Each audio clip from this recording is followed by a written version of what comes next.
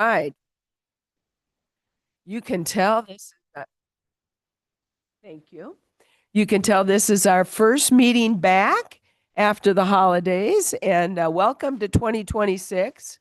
I certainly hope you all had a marvelous holiday with your family and your friends, and it's good to see such a large group here for our board meeting tonight. So, I first call order of business is called the call to order, and my name is Patrice Horseman, and I'm the supervisor for District 1, and I'm also the chair of the governing board, District 2. Good afternoon, everyone. Jeronimo Vasquez, Supervisor for District 2 and current Vice Chair. Thank you for being here. District number 3. Good evening, everyone. Tammy Ontiveros, District 3. District 4. Good evening, everyone. And I'm really proud to see Matt here tonight. Thank you for coming and visiting us. And I'm supervisor for District 4. And District number 5. Yes, hello. I am Lena Fowler, and I'm joining you from home by Zoom, and I welcome everyone to our meeting. Happy New Year.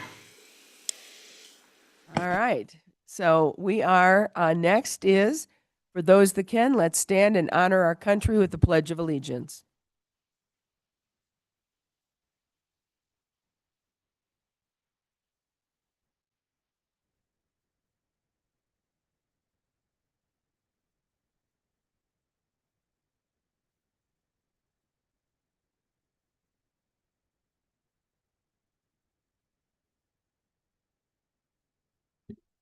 So next we have the call to the public, and members who are here today and also those that may be online.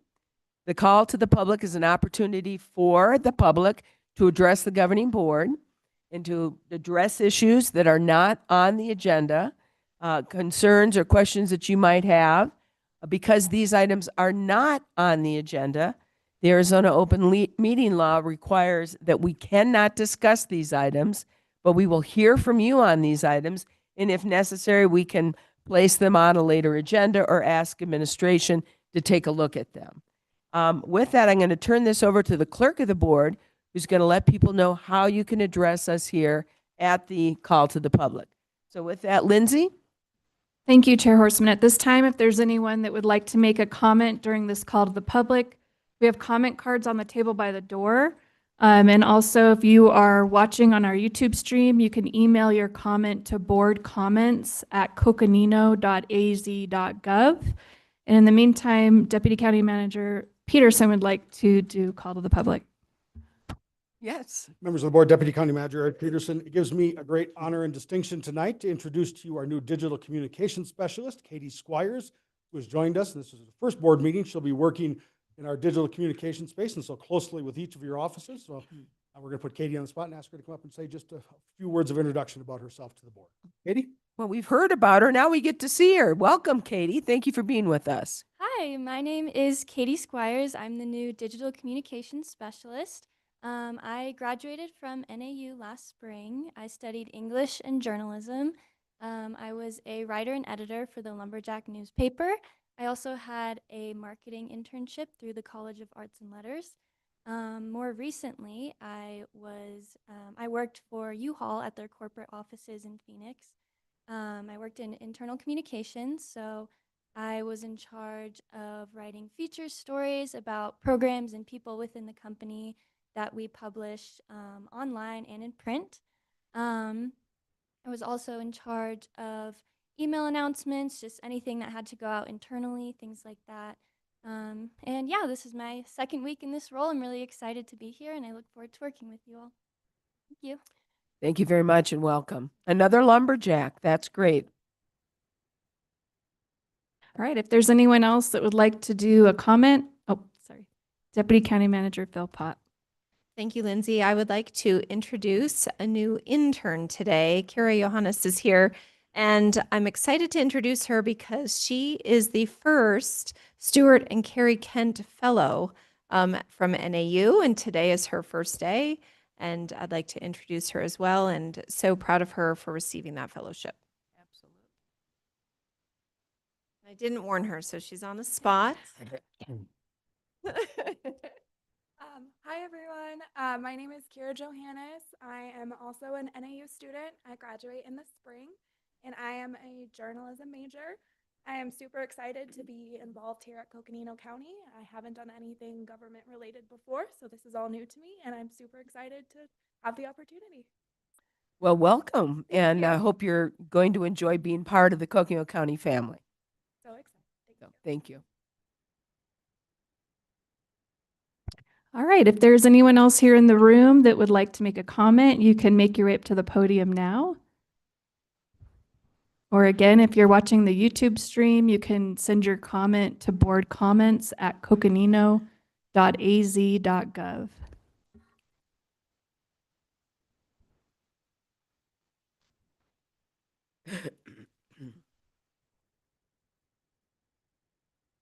Doesn't look like we have any other comments, Chair.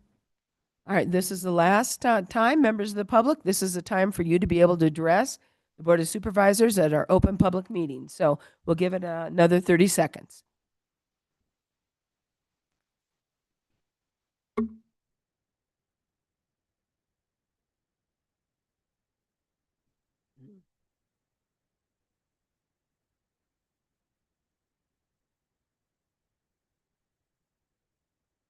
And there are no other comments, Chair All Horseman. right, very good. Well, then we're going to move on.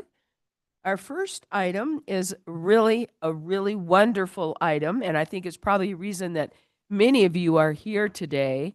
That is the recognition of a true public servant here in Coconino County, someone that I've had the pleasure of working on various boards and nonprofits with. The recognition of Brian Blue for serving 19 years on the Coconino County Parks and Recreation Commission. Certainly, your contribution has been absolutely marvelous, and we are so pleased that you're here, but we're really sorry to see you leave. I got to tell you that. So I'm going to turn this over at this point to Cynthia Nemeth, who is our Parks and Recreation guru. So Cynthia. Madam Chair, members of the board, Brian, and family and loved ones that are here with you this evening. It's lovely to see. I also want to recognize that we have other commissioners with us, and we have District 2 with Commissioner Howard Brown is here with us. No, he's District 1. Oh, I'm so sorry. How could I make that, I should never be forgiven for that mistake, ever. Should be on my epitaph, and the mistake that she made that one day. Representing outgoing commissioner, representing District 2, I want to recognize Catherine Sanchez-Meador, who's here. She's not on the commission anymore. She just recently stepped off. We're sad to see her go, but we're so glad that she's going to be staying with the county family. And then also representing District 3, Commissioner Jean Marie Reich is here with us today. And incoming Commissioner Gary Resnick, who we will talk about a little bit later, is also here. So I'm thankful for all of you to be here. And I just want to say that Brian has served on the commission while representing District 3 for 19 years. I'm the fourth director that's been around since he's been on the commission. In the nearly 2 decades that he's served, he has advised on projects and initiatives of great importance to the county and the department. These include projects related to, if you remember, the Parks and Open Space initiative, and they involved the improvements to Raymond County Park. He was here when we did improvements to Cataract Lake County Park, the Fort Todd Hill Quad improvements. He was here and involved with the development of the Louise Yellowman County Park in Tuba City, and other things and other developments like that. He's been on the commission when we have acquired properties, such as the Pump House Wash, now is the Mount Ryan County Natural Area, Rogers Lake, the Miller property, the Glancy property, the Frontieri properties, all of those he was instrumental and involved with. His thoughtful, ever so thoughtful and preparedness and wonderful input that has gone into 2 master plans, 4 park master plans, and 3 land management plans. His business acumen was invaluable as the county entered into a new era of public-private partnerships, of which he has seen all of them come to fruition, as well as third-party management agreements with for the amphitheater and the campground. And these are just some of the highlights. Yeah, there's so much more that he's contributed to, and his impact will be felt for years to come. Brian, we will forever be grateful for your support and your dedication to our department, to Coconino County Parks and Recreation. You have been an important part of shaping who we are today. Your leadership and your vision, your input, and you're always so thoughtful and preparedness has made us a better department and a better service provider for the community of Coconino County. So we are forever profoundly grateful to you. And on behalf of the county and our department, we have this plaque that you can now actually have. We presented it to him at commission, but we didn't let him go home with it. This plaque says, "In recognition and appreciation, Brian, for your years of service on the Coconino County Parks and Recreation Commission, 2007 to 2026. So thank you so much."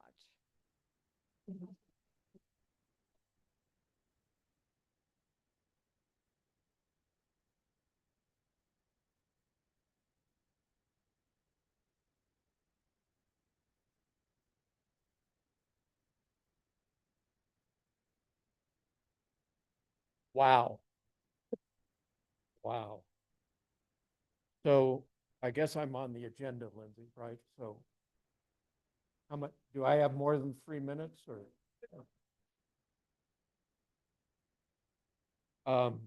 It's been a pleasure. It's just been an awesome kick in the pants to do all the fun stuff. What you guys do, I mean, you have to worry about stop signs and all sorts of stuff. All I have to worry about is just the play. And what gives Coconino County character and personality. And we have an awesome county. And I guess, so I'd like to give thanks to all of the commissioners, past and present, for their foresight, for their vision, for their commitment to the people of the county. But in particular, I'd like you to recognize the awesome staff that you have. They are absolutely incredible with what they do with so little of what they have. And the private partnerships that they've established is incredible. Think about Fort Tuthill and all the things that are there. They're only there because your staff created relationships that work and have given so much to the county because of it. So thank you very much for the recognition, and thank you for the staff. They're just absolutely incredible. Thank you, Matt, for I don't know what for.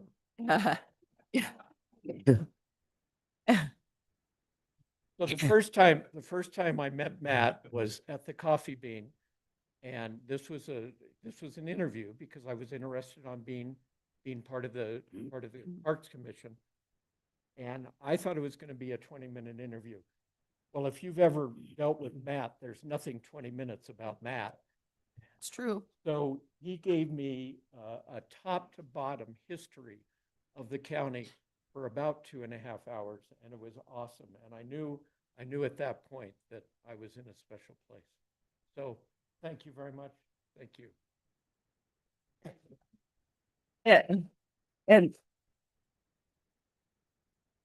And I think we should give an opportunity for Matt Ryan to hopefully not take 2.5 hours, but we would I know that Brian served under your supervisory position in District 3 for a long time. So I'm sure you've got some words to share. Thank you, Madam Chair and board members. It's really great to see you.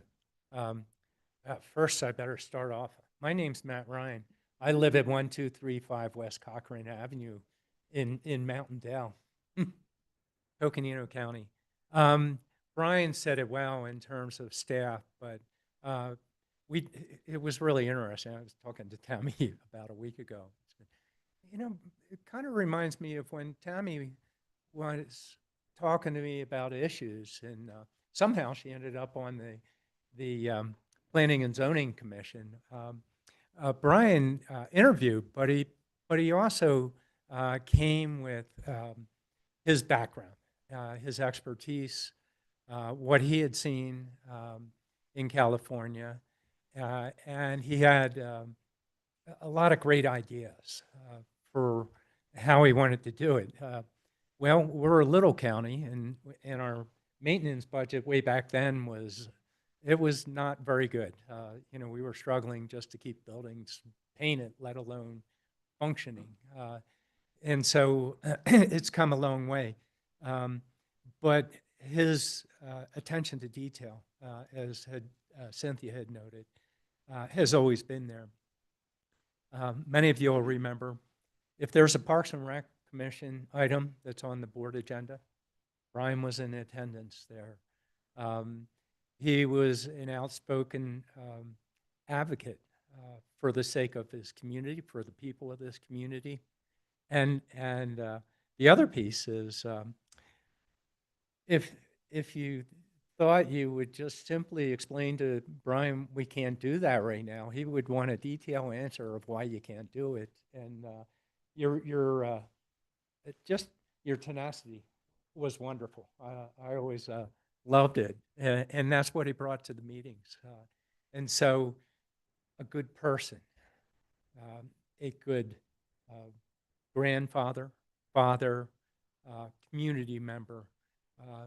Brian's all of those, and we've been very fortunate to have had him as we've grown our Parks and Rec department and their facilities, and he has always been there working together with his other commissioners. So I didn't write any speeches, and I won't take, did I go over my 3 minutes, Lindsay? just teasing. But I'm just proud that we have people like Brian that come forward and represent our community. Thank you, Madam Chair. Thank you, Matt. Now I'm going to open it up. Any other comments from members of the audience, and then I will ask people up here at the board to make some comments.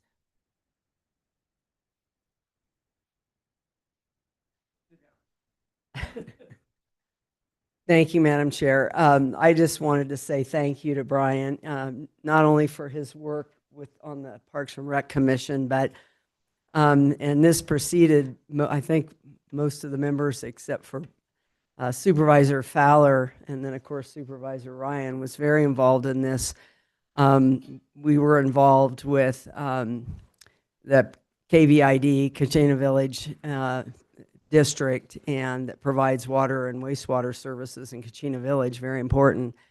And it had gone through a somewhat tortured history with EPA and some other issues, and it reverted back to the county. And you know, Matt and I had talked about, okay, it's time to move this back to a community district that's really managed by the community. And so we went through we really structured a process and took the community through that process, working with the board of KVID. But Brian being such an important member of that community and having a lot of influence down there, we spent a lot of time talking about what this meant and what was involved in that. And you're right, he asked all the right detailed questions and really worked with us to support what I think KVID's really become a successful district with a local board of directors now. And that's important for the community. So, you know, he showed leadership in a lot of different areas. I'm sure Matt remembers we all remember a lot of other things that Brian influenced positively as well. And just wanted to say thank you for your support and working with and asking those tough questions. Thank you.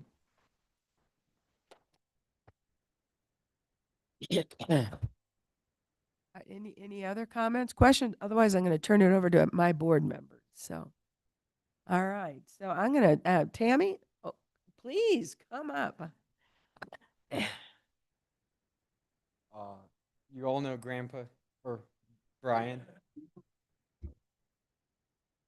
My name's Cruz. I'm his grandson. He's been with me since I was born. He's been an awesome grandpa. He's done a lot of stuff. He's taught me a lot of stuff. And whenever I ask him about something, he gives it as many sides as he can, all that he can about it, and tries to give me an honest, unbiased opinion, which I really appreciate. He's radical. He's very knowledgeable. Yeah. I'm glad you got that award. Thank you.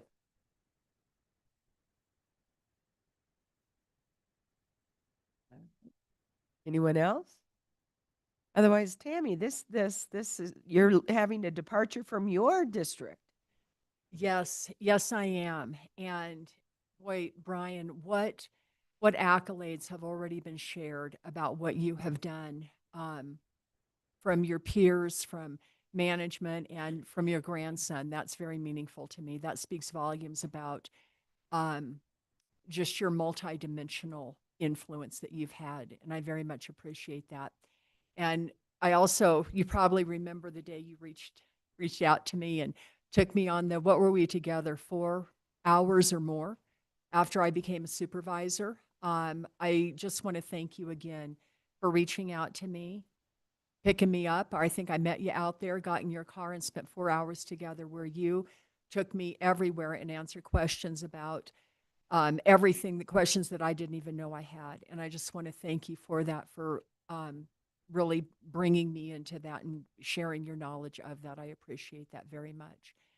And I just want to reiterate what has been said, that Coconino County is so blessed to have individuals like you that are willing to give your time in service to others.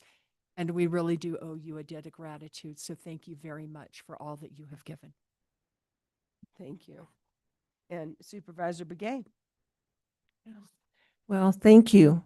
Thank you for your introductions here. And I just really want to say that, it takes a lot, to think for people and to get things done. And if there's barriers and stuff like that, sometimes you stay awake late at night. But, it seems like, you had good staff and also directors here that really, really knew exactly what you guys were all doing. I see a lot of changes, and I just want to say thank you, and going over and beyond.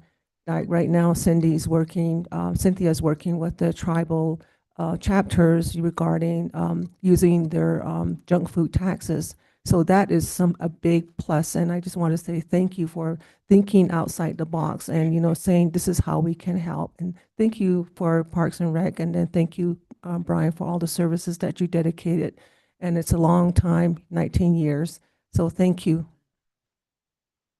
And Supervisor Vasquez. Yes, thank you. Congratulations, and thank you for your service. 19 years is a lot of time, and I know that wears on the family. It's not easy. It's a volunteer position, so that's really important to note, because no one's paying you to do this. It's out of your own passion for Parks and Rec in our county. And so thank you for your service. I hope you enjoy it. And you're really lucky to have family here with you. And, I'm really proud of your grandson getting up and saying some words for you. That's important. So, good job. Thank you. And Supervisor Fowler. Yes, thank you. Brian, I know that you attend many community meetings, and just all of the projects from the time that I've been on the board, it's been sometimes not a smooth ride. It's been challenging. Funding's always been an issue, and trying to figure that out. And then a lot of these projects have many partners, and it's been a challenge sometimes working with the partners. So I just want to thank you for your dedication, your commitment, and your family supporting you through this whole process. So I just want to thank you for all that you've done for our county, and thank you very much. Thank you. And just to wrap it all up, I also want to thank your family for, sharing Brian with the county. And you're exactly right. I think our parks do represent, what our community stands for, and certainly provides the personality and character that we have here in Coconino County. And you put your stamp on that. So I want to thank you very much for that. Really appreciate your service. And now we have a couple more proclamations. Will you be able to stay for a little while so we can get a picture on the outside here? That be okay? All right. You need to stay and listen to us for a little while longer. Sorry about that. So we're going to move forward. Brian, thank you. We are going on to number 2. We're done our proclamations.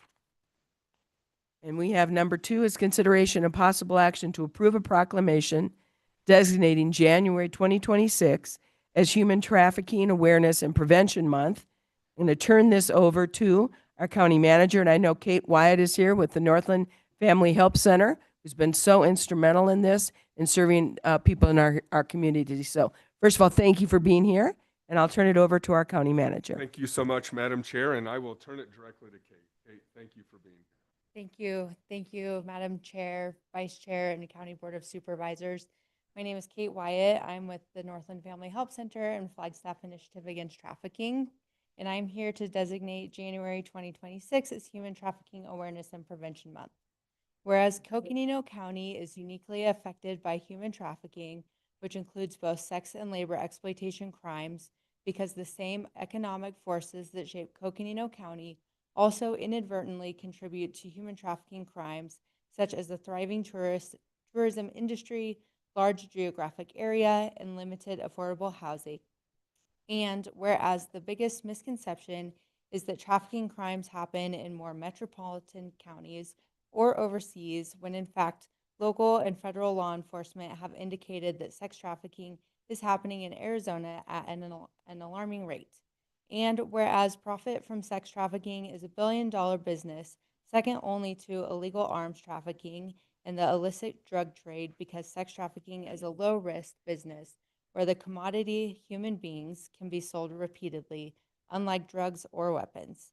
And whereas for any business to survive, it requires supply and demand, and there appears to be an unwavering demand fueled by easy access through the internet and a ready supply of both adults and youth that are constantly being recruited and exploited. And whereas since 2018, agencies in the Flagstaff community, the most populous city in Coconino County, have met over 522 victims through various law enforcement investigations. And whereas the Flagstaff Initiative Against Trafficking is a community collective of professional service providers and volunteers who want to end human trafficking by constructing a unified response for trafficking victims and survivors to get out of the life safely, educate and bring awareness to our community about human trafficking in order to drive down demand, and collect data to determine the true impact of human trafficking in Flagstaff.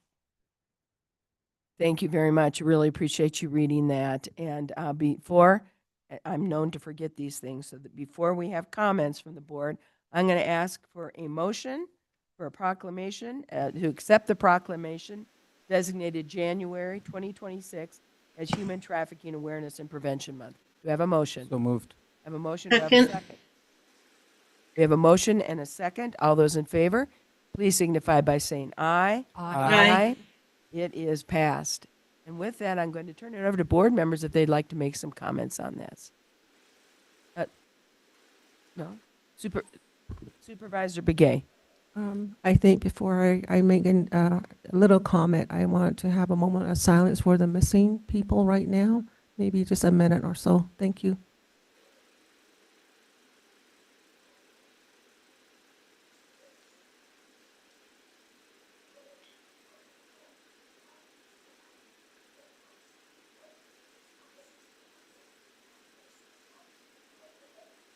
Thank you, Supervisor Begay. Yeah, thank you so much. And this issue here that we have, it doesn't think about race, color, anything, gender. It's just affecting everyone.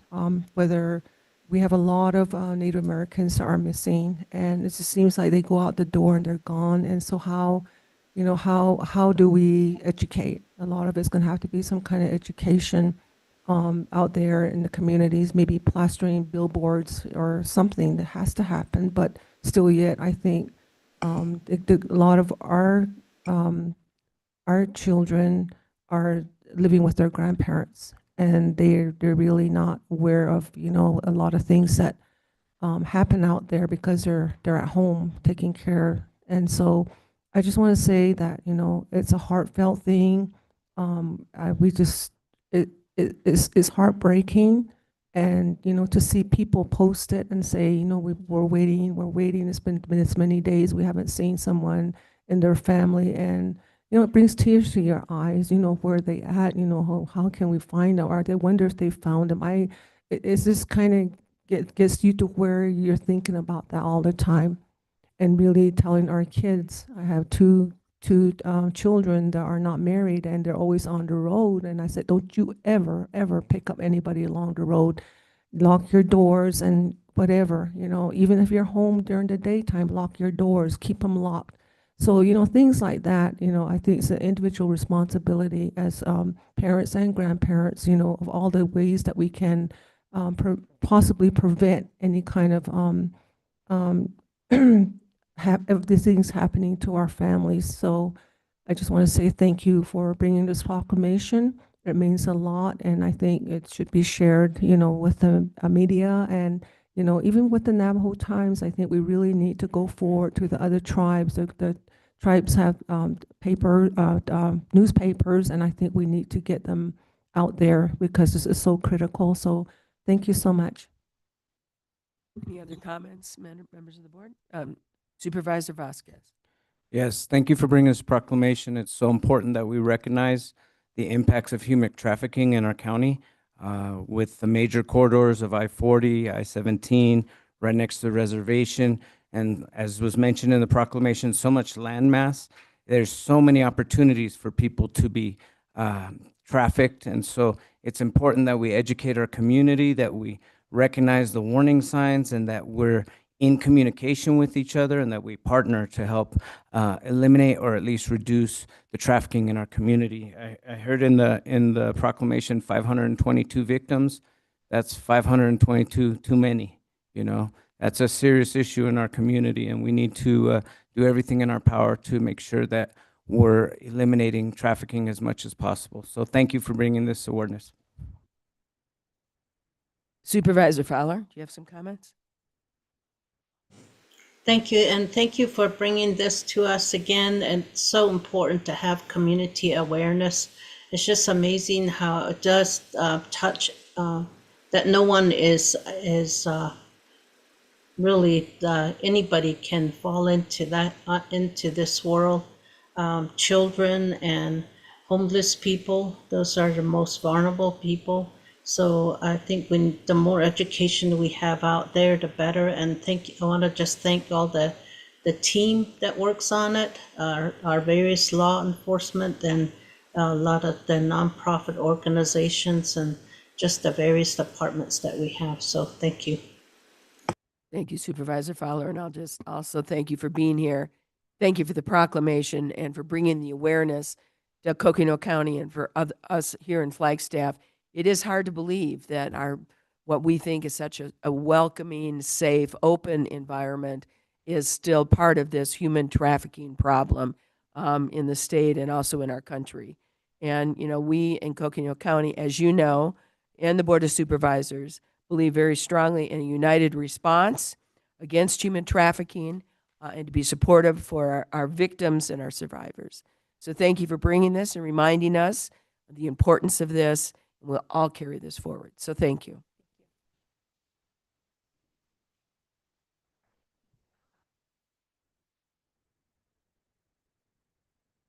We'll have some pictures after, okay?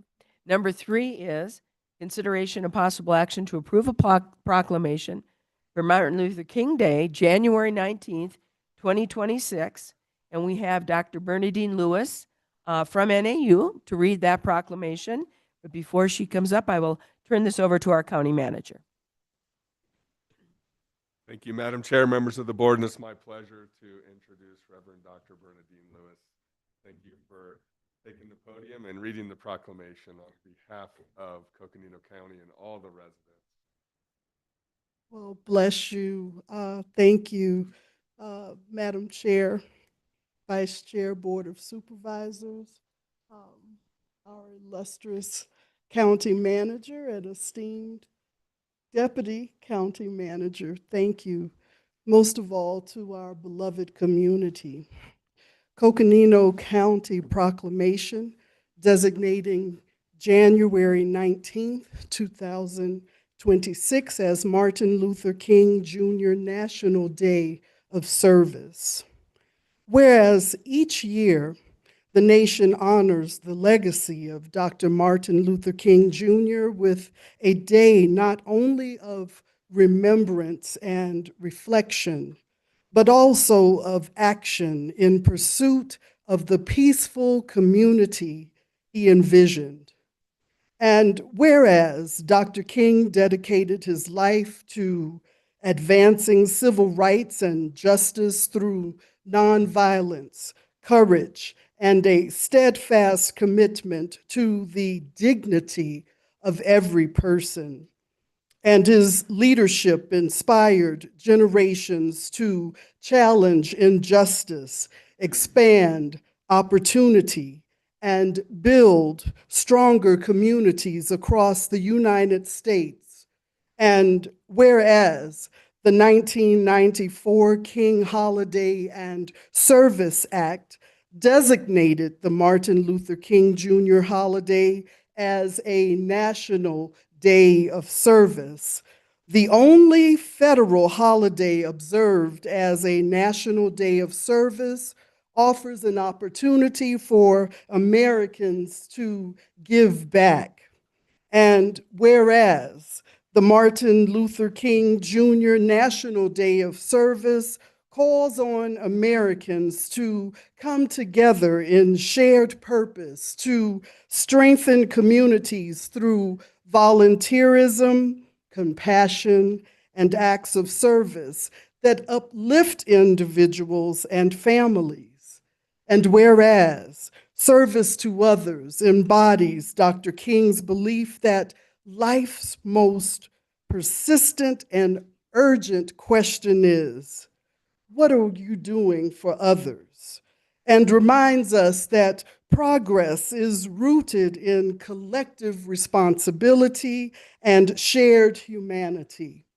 And whereas, and now therefore, the Coconino County Board of Supervisors do hereby proclaim January 19th, 2026 as Dr. Martin Luther King Jr. Day and the National Day of Service in Coconino County, and encourage all residents to honor Dr. King's legacy by engaging in service, fostering understanding, and contributing to a more just and compassionate community. Yes.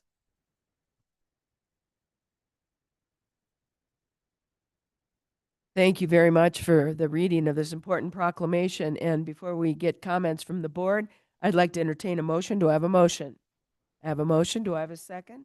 I have a motion and a second declaring proclamation for Martin Luther King Day, January 19, 2026, as a National Day of Service. All those in favor signify by saying aye. Aye. It is unanimous. So we have done that. And with this, I'm going to turn it over to my colleagues to make some comments on this. Any comments? Supervisor Ontiveros. Thank you, Chair.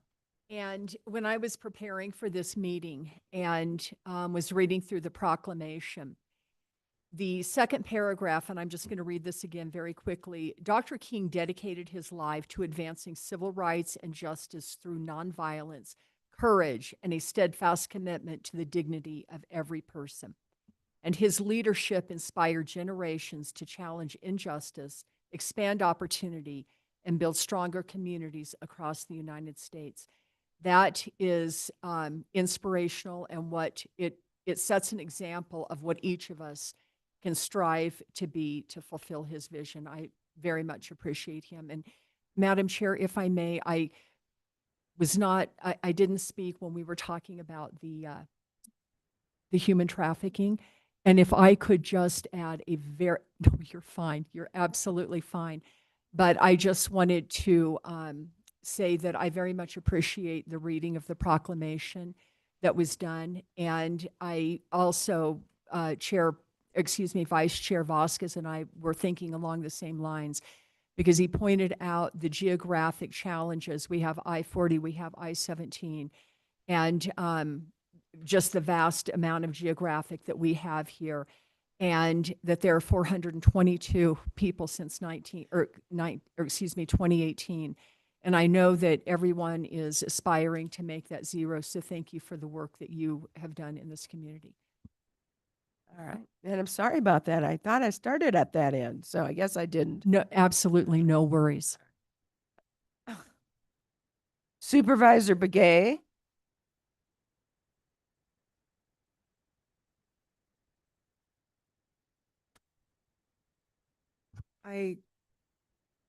I mean, it's so powerful, what he's done and what is written as a proclamation. A lot of times, we really don't think about things like, what are you doing for others? We kind of just keep, to ourselves, our families, or friends, relatives, whatever it may be. And, justice for all is another thing. It's everybody's responsibility, and it will make our the United States great again. So that's how I feel about this proclamation. And I'm so glad that he believed in peaceful communities, and also he did challenge all the injustices to build stronger communities within our country. So I just want to say thank you so much for giving me this opportunity to talk about this. Thank you. Supervisor Vasquez. Yes, thank you. I want to say a few words honoring Dr. King's enduring vision. Dr. Martin Luther King Jr.'s legacy continues to guide our collective pursuit of peace, equity, and equality. He called for a beloved community, remains not just a historical ideal, but a living blueprint for how we should show up for one another today. Dr. King challenged us to confront injustice with courage, compassion, and unwavering commitment, values that still shape our work as public servants and community leaders. This year, we will be celebrating the first annual MLK Gala. This inaugural gala marks a new chapter in how our region honors Dr. King's legacy with intention, unity, and forward momentum. The event brings together civic leaders, educators, students, families, and community partners to celebrate progress while recommitting to the work still ahead. The gala is not just a celebration, it is a call to action, reminding us that equity requires ongoing investment, collaboration, and accountability. Also want to invite folks to this year's NAU Annual Community Breakfast. This breakfast has become a cornerstone gathering for reflection, dialogue, and shared purpose. It provides a space where voices from across generations and backgrounds come together to honor Dr. King's teachings. This year's breakfast reinforces the importance of education, community partnerships, and youth leadership in carrying Dr. King's mission forward. We have a shared commitment to equity in this county. Dr. King taught us that equality is not a destination, but a continuous journey, one that demands participation from all of us. Our community's dedication to justice, inclusion, and opportunity reflects the very principles Dr. King championed. As we celebrate, we also recommit to building systems and spaces where every person is valued, heard, and empowered.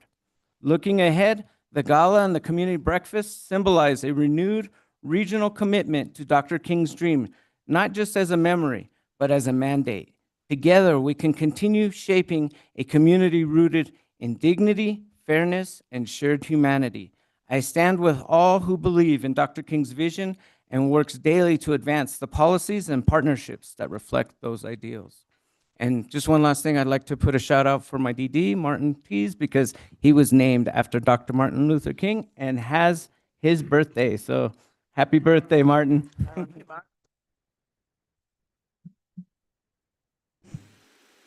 Supervisor Fowler, do you have some comments?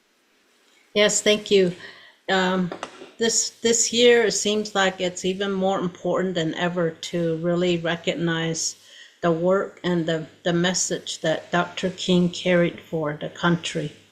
There's so much that is happening, uncertainty, disorder, and just peaceful protests that are making this, people making this statement and getting themselves into situations that they shouldn't be in, because it's brought upon them. And it's just really, we're in a sad, sad country right now. And I really want to just go back to just the basic teachings of for all of us, when it comes to peace. And we all want to be happy. We all want to live in a loving community, loving family, feel safe, and then live in a peace. And that's basically what he was trying to create. And when we think about peace, it really starts within us, and having compassion and tolerance for others, and being able to carry that in a humane way, and then just treating other people with dignity and respect. And I really like to see more of that, and really take care of each other, and really push hatred away, and bring more peace and loving into our communities, and just throughout the country. I pray that we all have the peace and the equality that has been that's been really the work of a lot of people since Dr. King and before him as well. So when we think about it in Navajo, we think about Wajong. Wajong is balance. Wajong is harmony and peace. And so that's what I like to see everyone, and that's how we all do our business here in Coconino County for our community. So I just appreciate this being brought to as a community awareness, and reminding us the teachings that Dr. King brought to us and stood for. And there are many others that stand for that today. Thank you. Thank you, Supervisor Fowler. And just to wrap it up, this is an important proclamation, and I agree with what's been said. Now more than ever, it is important that we acknowledge and recognize and honor and commit ourselves to the path of Dr. Martin Luther King Jr. It is important for us to channel that leadership, that courage, the example that he led. It needs to inspire all of us to stand up for injustice and to engage in opportunities for all of us to build community, both here in Coconino County, in our country, and the world. We need a more just, kind, and compassionate United States. We need a more just, kind, and compassionate world. Dr. Martin Luther King is leading that way, and it is certainly wonderful and our honor here on the Board of Supervisors to collaborate and to partner with NAU and with you and with so many in our community to honor Martin Luther King Jr.'s Day of Service. So thank you so much. Thank you for being here. Thank you for reading this. May we all take it to heart.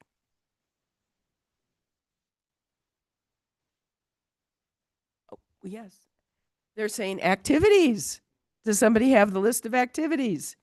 Thank you, Madam Chair, members of the board, Andy Bertelson, County Manager, and I think Vice Chair Vasquez actually referenced them in his statement, but we have the gala on Friday night, thank you, Saturday night, and the breakfast on Monday morning. The gala is, and maybe Dr. Lewis, you wouldn't mind going over. So the gala, sorry. Thank you, ma'am. Thank you. The gala is Saturday. Yes, sorry. The gala is Saturday, 6 p.m., High Country Conference Center. I'm pleased to announce all seats are filled at 286 members of the community, our beloved community. Um, Actually, Friday, there is a training on protesting, how to effectively protest, a training led by Dr. Coral and myself. Then Saturday is the gala. Monday is the university's breakfast, MLK breakfast, which begins at 9:30 a.m., which will be followed by a poster making activity and a march from the Du Bois Ballroom, which is where the breakfast will be, to the Student Union. So just a short march. Prayerfully, it will not be that cold. And so that would conclude those activities that we're doing in the community in memory of Dr. King. Thank you. Thank you, and we look forward to participating. So at this time, we have some pictures to take. So let's go just outside here. We'll get some pictures. All right.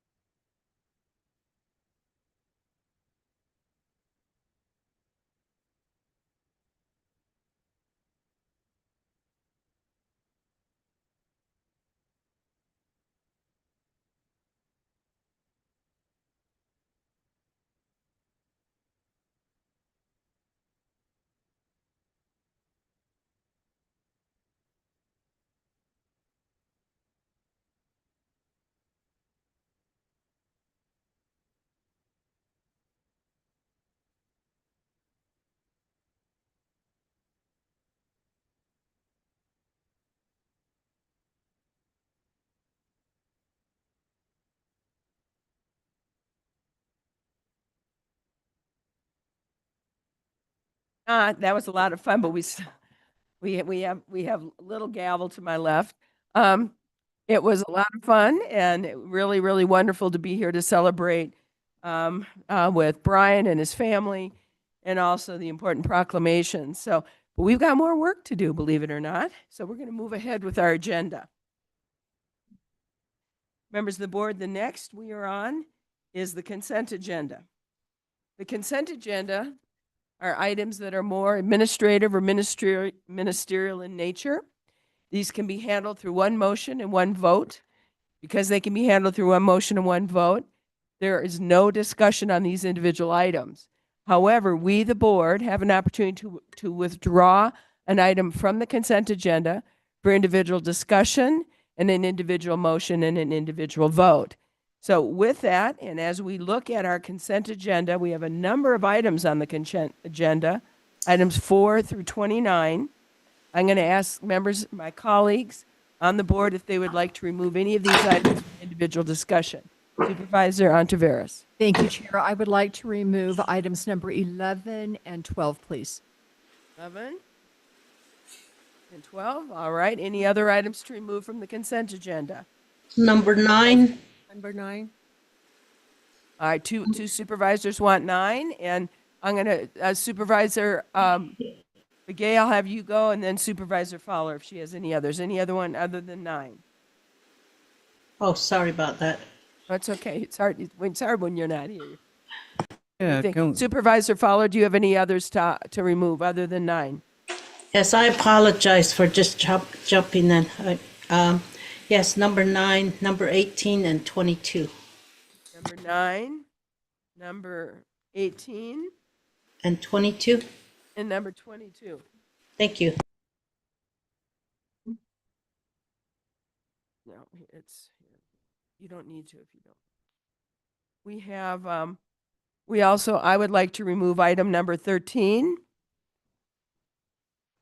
and number 20 and 21. And 21.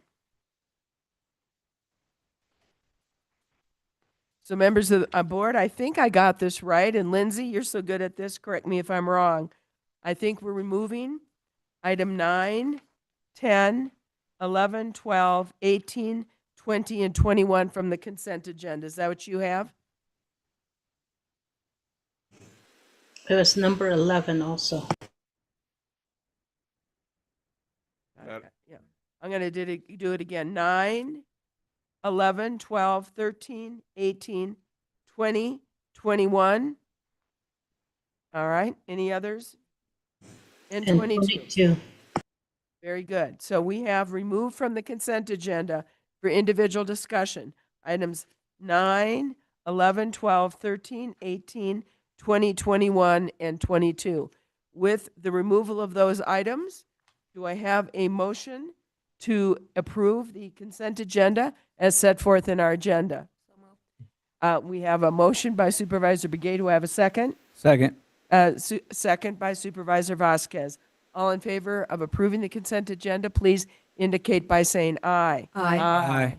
It is unanimous. We are moving on to the individual items we have removed. Item number 9, consideration and possible action to approve and accept the Community Facilities Grant Agreement from the Coconino County Tribal Nation Service Center in the amount of $1,375,000. Members of our community, this is something we, the board, have been looking forward to and have been discussing for some time. I know both Supervisor Begay and Supervisor Fowler asked it to be removed. Any comments you would like to make, or should I turn this over to facilities? Thank you. I will go ahead. I'll forward this to Andy. Thank you, Supervisors, Supervisor Begay, members of the board, Chair Horseman. Turning to Tom Hanachek, our facilities director. Before I do that, I want to note in the title, grant agreement for Coconino County Tribal Nation Service Center in the amount of $1.375 million. This is a significant grant agreement as received through congressionally directed funding. We're very thankful for the opportunity with this congressionally directed funding to leverage, utilize this agreement, utilize local funds to really provide a service to our community in this Tribal Nation Service Center. So with that, And I think we should note that it really started with Congressman Tom O'Halloran, former Congressman Tom O'Halloran. thank you, Chair Horstman. And Tom will talk about, we talked a little bit about timeline yesterday, Tom, and so just talk a little bit about timeline, et cetera. Yeah, good evening, members of the board. Thank you for pulling this item. This is an exciting day. We've talked about it for a number of years right now. And we do anticipate starting this project, design phase, starting in the spring once we wrap up a couple of our other projects that we have going on. So we will be covering this in more detail in the quarterly capital updates moving forward.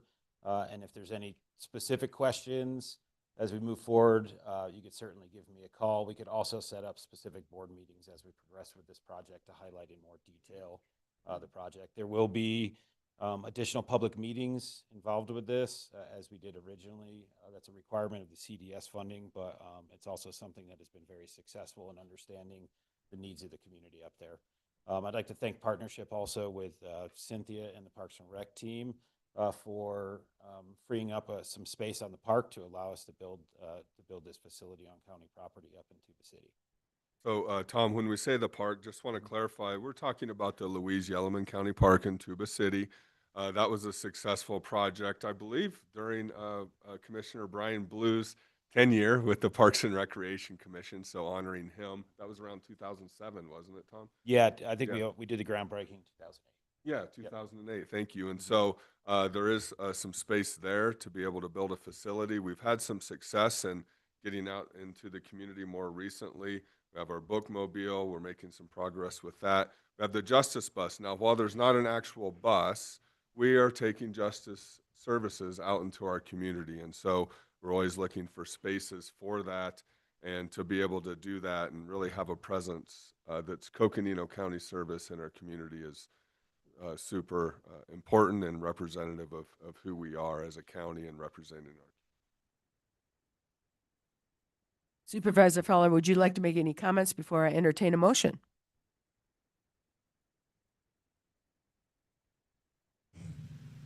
Yes, thank you. I want to just thank Tom for bringing this item to the county, to the board. This has been long coming prior to, ever since I've been on the board, and I believe it really started before I even came on the board. So that's, 16 years ago. And things take time, got to be patient, and county just didn't have the funding to build a building. So it's been part of the facility plan and off and on. And finally, Congressman Tom O'Halloran really assisted us with this funding from the congressional budget, and that's how this funding came through. The building is right on the Louise Yellowman County Park, right next to McDonald's, right in the middle of Tuba City. It's on an unincorporated land, which has 17 parcels. And so that's where it's going to go. At first, we thought it could be built off county land, but the way that the federal rules were, it had to be on county land, so we had to bring it back to the county land. And now that's where it's going to be. And the whole community, many communities are looking forward to it because these are services that are much needed there right now. Services are all over various places in the community or else just a trip out there and back to Flagstaff. I'm in Tuba City, so out here and then back. So I'm really looking forward to this. I want to thank everyone that's been involved in this process, and especially Congressman O'Halloran. Not only did he just do this, and I just want to bring out something else, just since we were talking about him. We had our historic buildings that were lining the main street, and those are built in 1902. 1900s. And those are also, it was Congressman O'Halloran that set funding aside, and now it's being cleaned up. And we as a board, we've had that on our federal agenda for many years. Even at one time, it was on the NACO priority list legislation that made it there. So we advocated for many years to get our community cleaned up, along with the Navajo Nation, along with the local communities. But we've really played a positive role there as well. So Thank you. With that, I would entertain a motion. Oh, sure, Supervisor Begay. Thank you, Supervisor Fowler, and I just want to say thank you for to the staff and department, Tom, your crew, and everyone else that was involved in this whole planning process. I know in order to get federal dollars, it's going to take a while to even have anything, even by chunks of it here and there. But I just want to say that, it's very important to have some of the services that Coconino County has here in Flagstaff be redirected or be held over in Tuba City at the Tribal Service Center. And so that's a big plus for a lot of families, especially if they have to come from Page, from Navajo Mountain, all areas, just to get services out here at times. So I just want to say thank you so much, and the board also, thank you for allowing this to happen, because, it had come before us, and there was a lot of advocacy at at Washington D.C. level, and so I just want to say thank you for your efforts and just being there, for all our communities, within Coconino County. Thank you. Thank you. And with that, I would entertain a motion to accept the Communities Facility Grant Agreement for the Coconino County Tribal Nation Service Center in the amount of $1,375,000. Do I have a motion? So move. I have a motion. Do I have a second? okay, Madam Chair, my internet just went out, but came back on. I vote yes. Thank you. All right. And you actually are seconding this motion, Supervisor Fowler. And so all those in favor, please signify by saying aye. Aye. It is unanimous. We're going to move this forward. I love that. Thank you. Number 11, consideration and possible action to appoint Dr. Gary Resnick, District 3, to the Coconino County Coconino County Parks and Recreation Commission for a term commencing February 5th, 2026 through February 4th, 2029. And I'm going to turn this over to Cynthia Nemeth. Thank you, Madam Chair, members of the board. Here we are again talking about our esteemed Parks and Recreation Commission. As our Commissioner Brian Blue steps off, I'm honored to report that we have a new commissioner, Gary Resnick, will take his place representing District 3. Already, Dr. Resnick has made a great impression on the rest of the commission and our staff. He was vetted by Supervisor Ontiveros several months ago, and he's been an active participant, showing up, learning about the commission early on so that he can actively hit the ground running on his first day at our February meeting. He brings just a plethora of experiences and interests that I think will really strengthen the work that the commission does, and the advisory capacity that they bring to you as Board of Supervisors. Some of the highlights in terms of core experiences: he has board and advisory experience. His government and interagency experience, I think, will also lend itself very well for the commission. He has volunteer interests that really align with what we do and our values, such as environmental and conservation and sustainability, arts, science, and cultural outreach. And he's had a lot of community service involvement throughout his career in the fields of health and environmental sustainability. And one that I'm very intrigued about and makes me feel all warm and fuzzy inside, and that is animal care or canine therapy. So I'm really excited about that. So as you can see, very well-rounded individual with a lot of complementary experiences and interests to the Parks and Recreation Commission. Thank you. And I'm also going to turn this over to Supervisor Ontiveros from District Number 3 to say a few words. All right. Thank you, Chair, and thank you, Cynthia, for those remarks. We were thinking along the same lines, so I'm not going to repeat what you have said. I just want to give a little history of how Dr. Resnick came to be. He actually reached out to us, to District 3, saying, hey, I would like to be involved in the community. And so he submitted his resume, and I will say that Dr. Resnick's resume is quite impressive, as Ms. Nemeth has stated. So on his professional summary, I was looking through this, and I'm not going to go through the whole thing, but he is a retired scientist and organizational consultant with a passion for public service. That's what I was looking for, that passion for public service, when I was looking for someone to fill this position. It goes on, and he is seeking meaningful volunteer roles that contribute to public health education, environmental stewardship, or civic engagement, known for collaborative leadership, systems thinking, facilitating progress through shared purpose.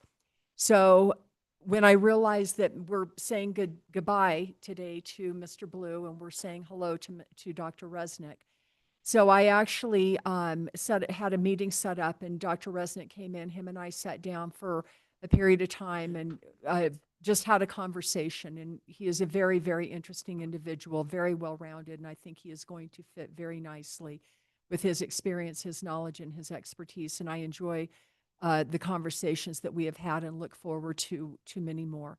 So it is with great honor that I would like to make the motion that we appoint him. Well, you know what? Can I back up just a minute? And Dr. Resnick, I would like to ask if you might like to come up and say a few words. And then I'll move to the motion. Guess I have to be careful what I say before I'm approved. So 2 points to not keep people from their dinner. The first is thank you to Supervisor Ontiveros for having faith in me to nominate me. And hopefully the rest of the board will support that nomination. But as a newcomer, I think what I could share with you right now is I've been to many local government meetings, and I could tell you I'm overwhelmed by the strength of the community that's been displayed with the agenda items and the discussion and the affirmative votes. And I just hope that you appreciate how unique this is, especially today as a community, that this is a very special environment, and glad to be here. Thank you for that. And would you like a motion, Chair? I think it would be appropriate. All right. I would like to make a motion that Dr. Gary Resnick be appointed to the Parks and Recreation Commission for a term commencing February 5th, 2026 through February 4th, 2029. Do you have a second? Second. Motion and a second. All those in favor of confirming Dr. Resnick? Oh, we have a motion and a second. Let's go ahead and do this, and then we'll go ahead. Okay. And make comments. Okay. Is that okay? Yeah, go ahead. All right, we have motion and a second. All those in favor of approving Dr. Resnick, please signify by saying aye. Aye. Aye. We are totally approving that and really looking forward to you serving. And with that, if there are other comments from members of the board, let's make them now. So Supervisor Begay. I'm getting ahead of myself here. But anyway, and looking at the map, Cynthia, I have a question for you. In looking at the map, this building is only be one big building in the area where it's going to be built. And I was thinking about how the other areas. I think that's the next item. Is that the next item? This is just approval. Oh, okay. Let's hold off for that one just a minute. Well, I want both of them together. No, just kidding. Yeah, okay. So we will then. Okay. Since we've already done it, just Dr. Resnick, I want to thank you for standing up Okay. and serving, how important that is. Really our Parks and Rec Commission has been one of the most active commissions that we have in Coconino County and really helped to serve us in making the right decisions for our community, and really appreciate your willingness to step in. And, Brian Blue could probably give you a few pointers, but I'll bet you're going to figure out your own way too. So thank you so much. Yes, thank you.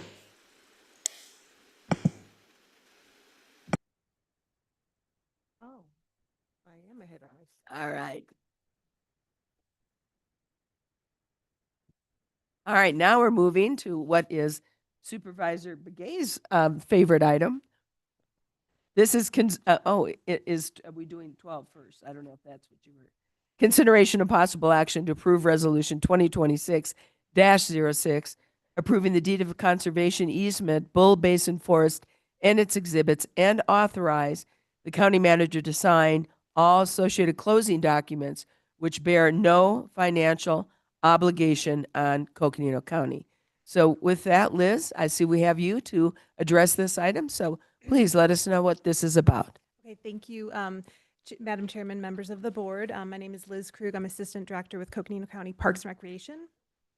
And so for your consideration today, as mentioned, is Resolution 2026-06, a deed of conservation easement for Bull Basin Forest. And this parcels, about 157 acres, is in the Kaibab National Forest, and it has been a project with the Forest Legacy Program and Arizona Department of Fire and Forestry Management, and these parcels were really deemed worthy on a national level for conservation. And so Coconino County, being a qualified holder of conservation easement, we were thrilled that they considered us first to hold this conservation easement that would protect the natural cultural resources that are on this property. So with that consideration, we would hope that you would approve this deed of conservation easement for these parcels today. Thank you. And I will note that this is in District 3, barely in District 3, just outside of District 1, but it is in District 3. So Supervisor Ontiveros, any comments you'd like to make? No, really none beyond what Ms. Krug has, but I did pull this because I did want it spoken to, so thank you for that explanation. And with that, would you like a motion? I'm going to ask before. Okay. Any other comments to be made by members of the board on this? I know we've been given a lot of information on it and prepped on it, and I think it looks like a wonderful opportunity and appropriate for a conservation easement in this area, and I'm very supportive of this. Any other comments? All right, then I will take a motion. Supervisor Fowler, I'm sorry. Yes, I just want to congratulate the staff for completing this. I know it's not an easy process. Conservation easement takes time and a lot of partnership to be able to accomplish that. So just want to thank them for the patience and going through the process with all the partners. Thank you. Right now, Supervisor Ontiveros. All right, I would like to make a motion that we approve Resolution 2026-06, approving the deed of conservation easement, Bull Basin Forest, and with the exhibits attached. We have a motion. Do I have a second? I have a motion and a second. All those in favor of approving Resolution 2026, approving the deed of conservation easement, Bull Basin Forest, and its exhibits, please signify by saying aye. Aye. Aye. It is unanimous and it is approved. Thank you, Parks and Rec, for your great job on getting this done. Appreciate it. Thank you very much. We appreciate your support. And we are going on to 13. Now, this is my favorite one, actually. Consideration and possible action to approve a contract between Coconino County and Public Restroom Company, Inc. for a new prefabricated 4-stall restroom at Fort Tuthill County Park in the amount of $651,382. And I know we have Cynthia here to talk about it. And the reason that I pulled it is it took how many decades to get, to get a public restroom. Now, this isn't going to be the first one. We do have one there, but it's wonderful to see that we are getting the second one. And quite frankly, using a prefabbed modeling for it, substantially less expensive. And I understand it's wonderful, wonderful building. And I think the question you were going to ask Supervisor Begay is, where is this? Right? Is that the,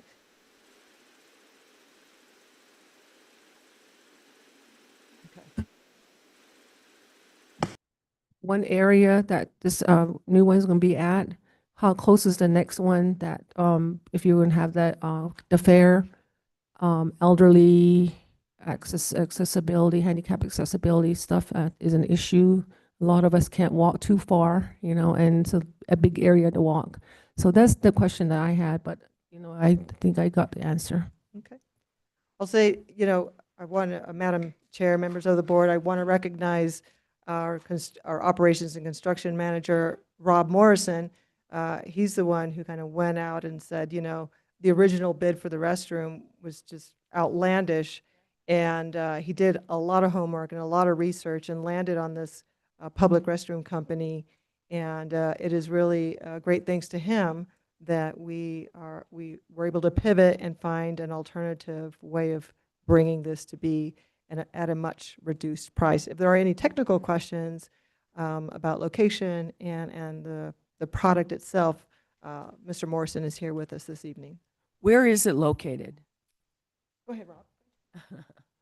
And by the way, thank you for being, thinking outside the box and being creative, because we need this here, and yet money is obviously a limited resource. So we really appreciate you doing this. Great questions, Madam Chair, members of the board. The restroom is located immediately adjacent to the Navajo Ramada.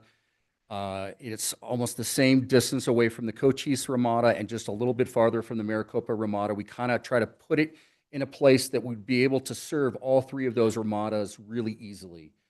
It is outside of the fairgrounds, but we're hoping that it's going to be used when people are coming and queuing up for the fair, that they have a location that's, so they get out of the drive all the way to the fair from the valley, wherever, and they have a chance to use the restroom before they go into the fair. So it'll be close, it'll be outside of the gates of the fair, but it'll be close enough to the fair. Any other comments, questions? All right. Well, we appreciate it. And I'm going to ask for a motion to approve a contract between Coconino County and Public Restroom Company to have a new prefabricated 4-stall restroom at Fort Todd Hill County Park. Madam Chair, since this is also in District 3, I would like to make a motion that we approve a contract between Coconino County and Public Restroom Company, Inc. for new fabricated 4-stall restroom at Fort Todd Hill County Park in the amount of $651,382. We have a motion. Do we have a second? Second. We have a motion and a second by Supervisor Fowler. All those in favor, please signify by saying aye. Aye. Aye. It is unanimous, and we look forward to it. Thank you. And Madam Chair, just want to thank recognize the staff for their patience in going through this process, and it's been a long time coming. Thank you. certainly have. Thank you. Any other comments? All right. Thank you very much. All right, we're moving along. We have number 18. Consideration possible action to approve Resolution 2026-05, dedicating a trail easement to the City of Flag for a new section of the Flagstaff Urban Trail System between Old Route 66 and Picture Canyon. Since we're going to be the 100-year anniversary of Route 66, this sounds appropriate. So we do have our Public Works Director with us. So bet you're going to give us some information, Christopher. Sure. Thanks, Chair Horstman and Board of Supervisors. And Supervisor Fowler, if I don't cover or I don't give the details for the question that you had, please let me know. So the City of Flagstaff approached Public Works. Currently, there's a sewer line that crosses over a corner of property owned by Coconino County in support of Public Works operations. And there's already an easement for the sewer line. The City of Flagstaff would like to add another sewer pipe there, so it widens the sewer line easement a little bit.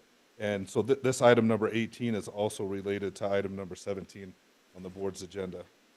And so for the easement, Coconino County will be compensated $17,003.66 for the easement. Now, the way that easements typically work is they're intended or they're dedicated for a certain purpose. So currently, the easement is for a sewer line only.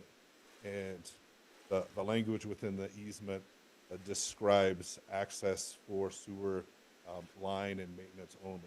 And to allow the Foots Trail to be placed above the sewer line easement, we also need to offer, dedicate another easement for the Foots portion of it. And so that's number 18, within the same alignment as the sewer line.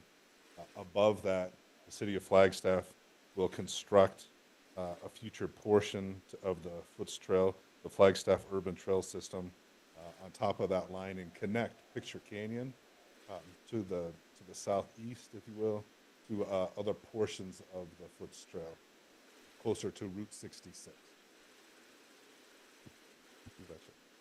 Any other comments, questions on this?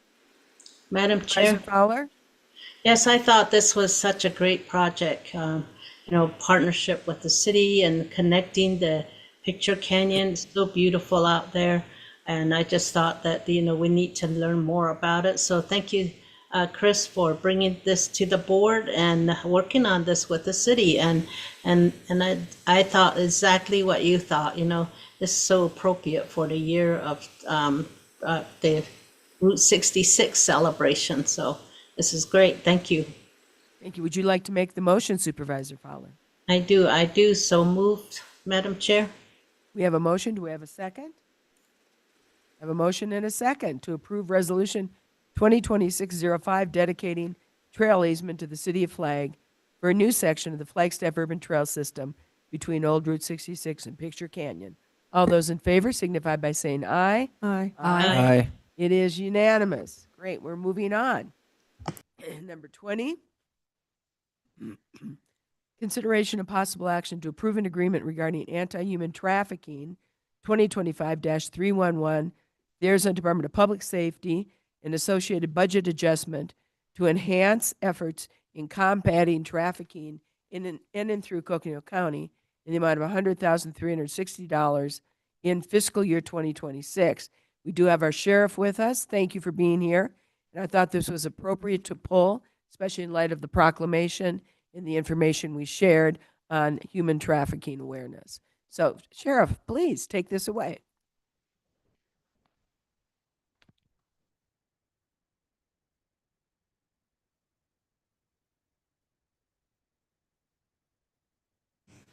Madam Chair, Sheriff, Yes. I cannot hear. Oops, we'll see, make sure it's on. Thank you for letting us know, Supervisor Fowler. Okay, thank you, Supervisor Fowler. Item number 20, like you said, is our anti-human trafficking agreement. This is a request to approve an agreement with the Arizona Department of Public Safety in the amount of just over $100,000 for the purpose of enhancing our efforts in addressing anti-human trafficking.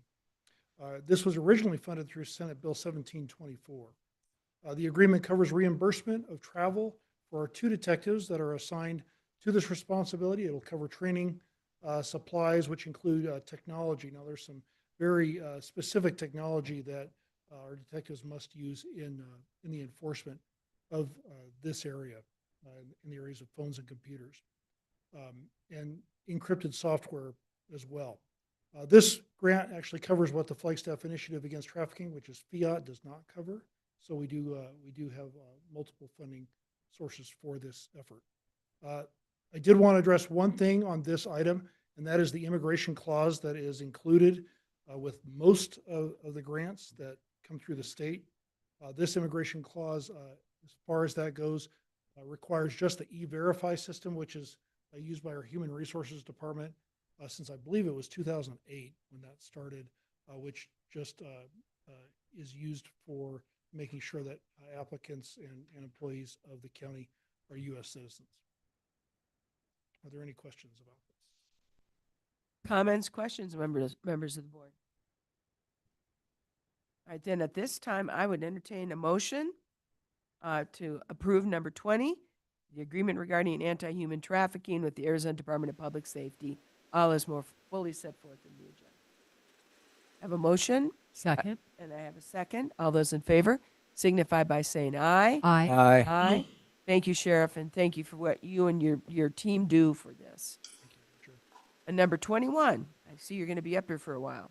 A consideration of possible action to approve funding for the Phoenix Police Department, Arizona Internet Crimes Against Children Task Force in the amount of $4,710, approve the associated budget adjustment in fiscal year 2026, and reimburse the Sheriff's Office for investigation directly related to the ICAC program. Sheriff, please. Thank you, Madam Chair. Item number 21, as you said, is the Arizona Internet Crimes Against Children. We call it the ICAC Task Force. This is in conjunction with the Phoenix Police Department. Mainly this money goes towards software for the investigations that are specific to these child crimes. Again, the immigration clause as part of this state grant or state pass-through for money is requiring us to participate in the E-Verify system. Like I mentioned before, this is something that's been in use with our county for many, many years. Any comments, questions? If not, I'd entertain a motion to approve item number 21 as set forth in the agenda. So moved. Supervisor Vasquez, do I have a second? Second. Second by Supervisor Ontiveros. All those in favor signify by saying aye. Aye. Aye. Unanimous.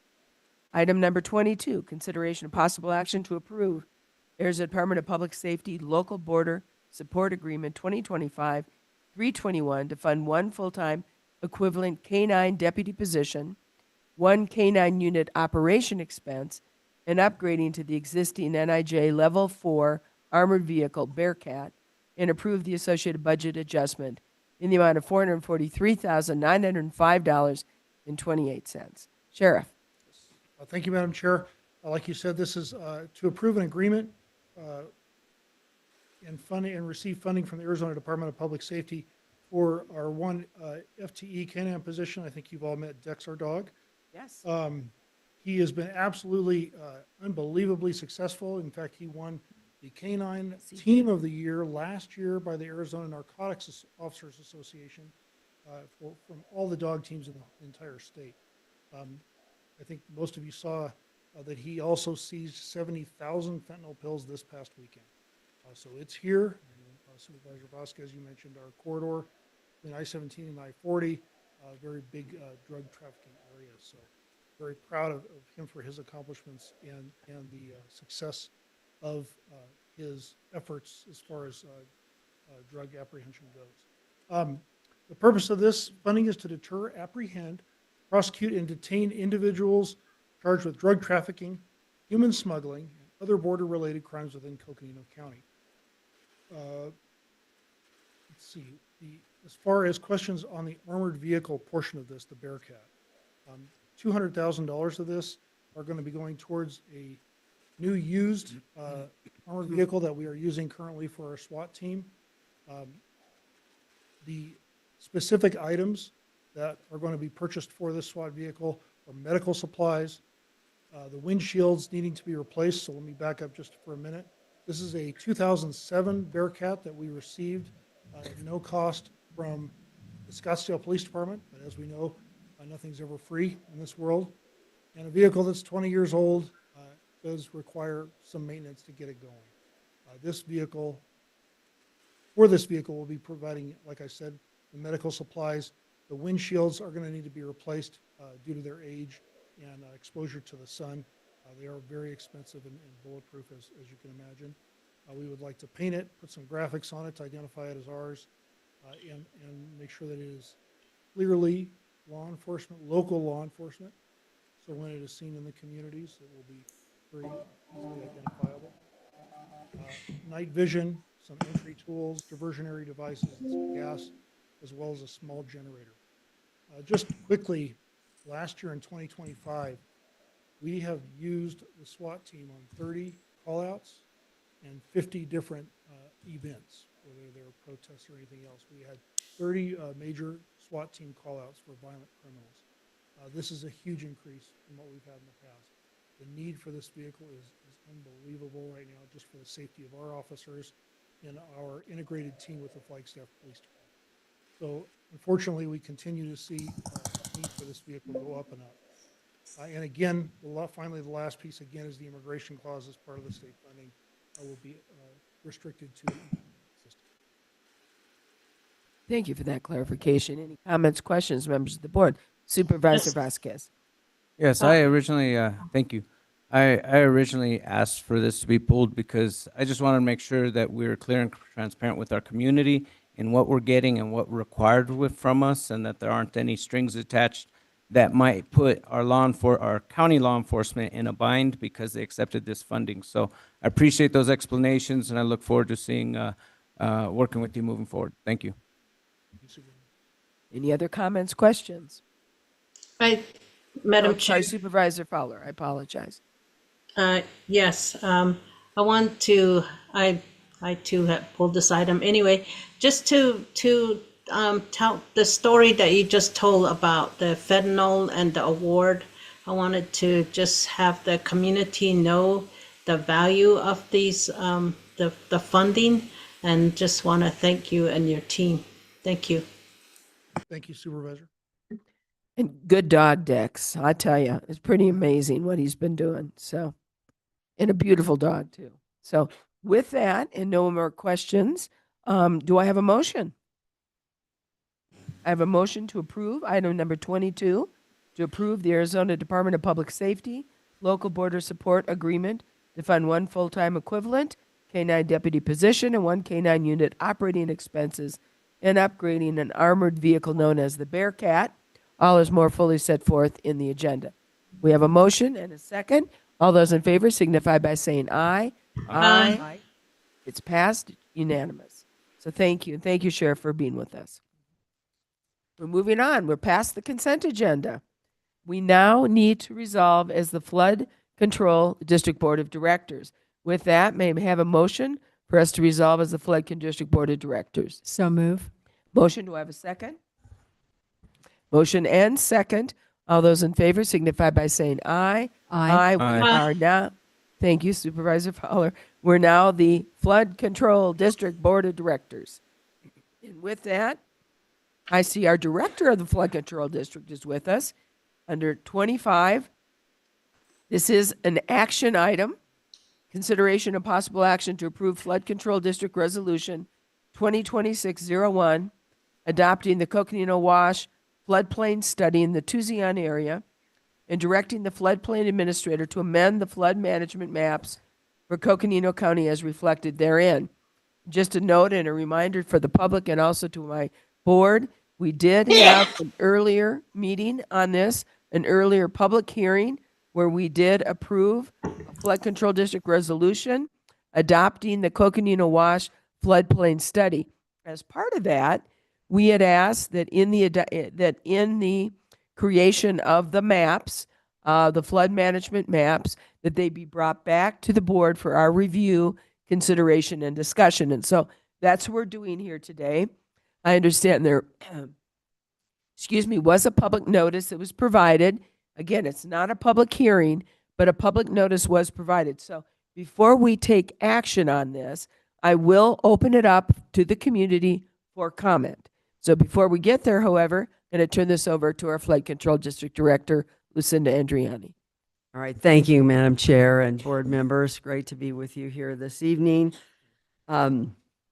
As you mentioned, and want to recall that on December 9th, the board approved providing the authority to the district to establish local floodplains where deemed necessary to protect lives and support managing future development to reduce future flood impacts to lives, public infrastructure and utilities, and private properties. And I want to note in the resolution 2026-001 that you'll be are considering this evening, that I think it's about the fifth whereas down. It says, whereas section 3.2A of the regulations, that's the floodplain regulations that you've approved prior, declare that the FEMA mapping reflects the minimum area of the regulatory floodplain and may be supplemented by studies for other areas which are recommended to the floodplain board by the floodplain administrator. And relative to that, it's important to note that two more whereases down, district retained J. Fuller hydrology and geomorphology, J. Fuller, to delineate the local floodplain in the Tucson area. And next, J. Fuller prepared the Coconino Wash floodplain study to delineate the local floodplain in the Tucson area. So basically, tonight, we're utilizing the established regulations that the flood control district has, and really that comes directly from FEMA. That FEMA, frankly, has an expectation that the district will utilize best available data to provide for these types of regulations and update how we work with development and other activities in the floodplain, again, to protect lives and public assets. With that, appreciated that approval on December 9th, and this has been quite some time coming for the Tucson area, and I think as we walk through this December 9th, we talked a fair amount, and the presentation that I have here this evening was shared that evening. So I won't go into, I'm going to touch on a couple of the slides, but not going to go into it in depth. I think what's the most important point to note is that the updated map, flood map for the area that's delineating this local floodplain, identified that there was a much greater area of flood inundation in the Tucson area, as well as a much larger volume of floodwater going through that area. So it's for those reasons that the current floodplain map is FEMA floodplain for the special flood hazard area there, was 30, 40 years old, was not done with any of the technology or knowledge that we have today. And that's what really motivated establishing this local floodplain in Tucson.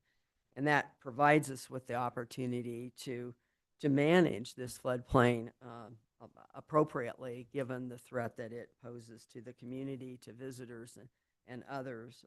So with that, with me tonight is Ian Sharp with Jay Fuller. You've seen before us presented here this information, as well as John Carr is here with us from Community Development that manages our National Flood Insurance Program on behalf of the district and community development. With that, couple of slides I just wanted to point to here. You've seen these prior, and I think that, the current FEMA floodplain, you can see when you see the next slide and you see the difference between this and the local floodplain, the more current modeling, you'll see that there's a significant difference. And just wanted to point that out again. And it does involve a significant increase in the number of parcels and structures that are now identified. And of course, when we had the flood event in August of 23, we saw this was validated by that.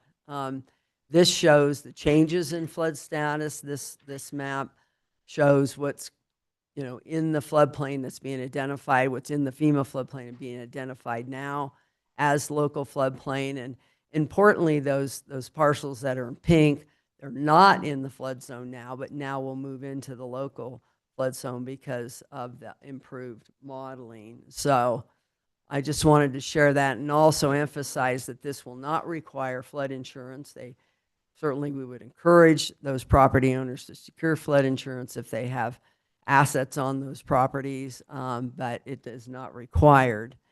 But it will have development implications, and we've been clear about that from day one, and we've been working with the property owners to make sure that they understand that, and we would intend to work with them as they may pursue development in the future. So I think with that, I'm happy to answer any questions, and again, appreciate your consideration of this is an important milestone for our county and our district. Thank you. And I have a couple comments to make. First and foremost, thank you for this and your hard work and the team for getting this done. I think it was a real wake-up call a couple years back when, the road to the Grand Canyon South entrance was closed because of what turned out to be a relatively small, 25-year event? No, it was about a 10-year event. Right. 10-year event.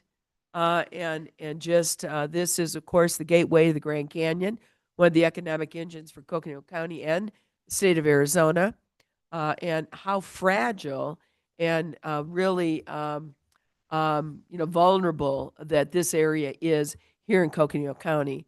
So I really appreciate we talked about the possibility, or and how, quite frankly, how inadequate the FEMA floodplain map was. Mhm. So when we talked about whether we should go and get another, ask FEMA to come out and redo their floodplain map, which might take years, or whether we, the Board of Supervisors, had a responsibility to the public, to the community, to take a look at this, use our best knowledge, our best modeling, our best engineering to come up with a new floodplain map that really reflects what really exists and the dangers, quite frankly, of what really exists. And I know we are looking forward to pursuing federal and state funds for mitigation on some of this. But this right now is the floodplain mapping portion of it, and instrumental in really notifying the public, notifying the businesses, notifying the tourists of what really exists out there. So I want to thank you for your work and leadership in this, and your team's work and leadership in getting this done. Thank you. Thank you. And thank you for acknowledging there is a significant threat. And Totally. Other comments, questions? With that, I would, in fact, entertain a motion to approve floodplain district oh, I'm so sorry. I promised, and I'm going to go back. This is not a public hearing, but because it was noticed and because of the importance of this and the effect that it will have on businesses and the community, we want to open this up if there are any public comments. And there may be some online, so maybe it's worthwhile, Lindsay, to go ahead and explain to people how they can join us for a public comment. Thank you, Chair Horseman. At this time, if there is anyone watching the live stream on YouTube that would like to provide a comment on this item, you can email us at boardcomments@coconino.az.gov. If there's anyone here in the room that would like to provide a comment on this specific item, you can make your way to the podium now, and we will provide 3 minutes for you to speak.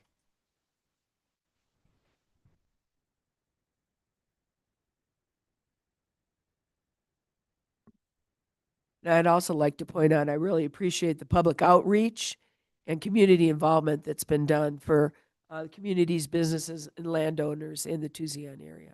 Appreciate your work. Anybody? Chair Horseman, there are no comments in the inbox, and it looks like there's no one here in the room that has a desire to comment. All right. Well, then at this point, I'd entertain a motion. This is to approve Flood Control District Resolution 2026-01, adopting the Coconino Wash floodplain study in the Tucson area and directing the floodplain administrator to amend the flood management maps for Coconino County as reflected therein. Do I have a motion?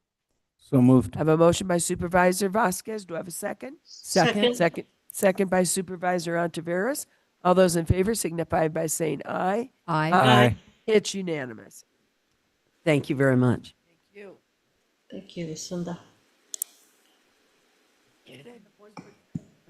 One quick thing. Aye. I know some of you had an opportunity to meet a new member of the Flood Control District team earlier, and for those of you that didn't have an opportunity, I wanted to introduce Catherine Sanchez Mador. Catherine, come on up. She's going to be serving as our Community Relations Manager, and as you know, the past person left us this last summer to pursue another opportunity, and I'm really thrilled to have Catherine joining the team. Catherine, she has been serving on the Parks and Rec Commission, but also served with the Forest Service for over 20 years and has just tremendous experience with the Forest Service, both in a number of roles. Started out in range management, has a lot of background in that arena, but worked with the NEPA process, worked with public communications, certainly worked on a number of wildfires and other emergencies. So she has a lot of incident command experience, just a wealth of experience in the arenas that we touch on, particularly forest restoration. Many may know her husband, Andrew, that's over at Ecological Resource Institute at NAU. ERI, that we work with very closely on our restoration efforts. And so we've got someone that really has a lot of capacity in bringing a lot of knowledge and contacts in the community, is very dedicated. She and Andrew have been very dedicated to this community. So excited to have her here.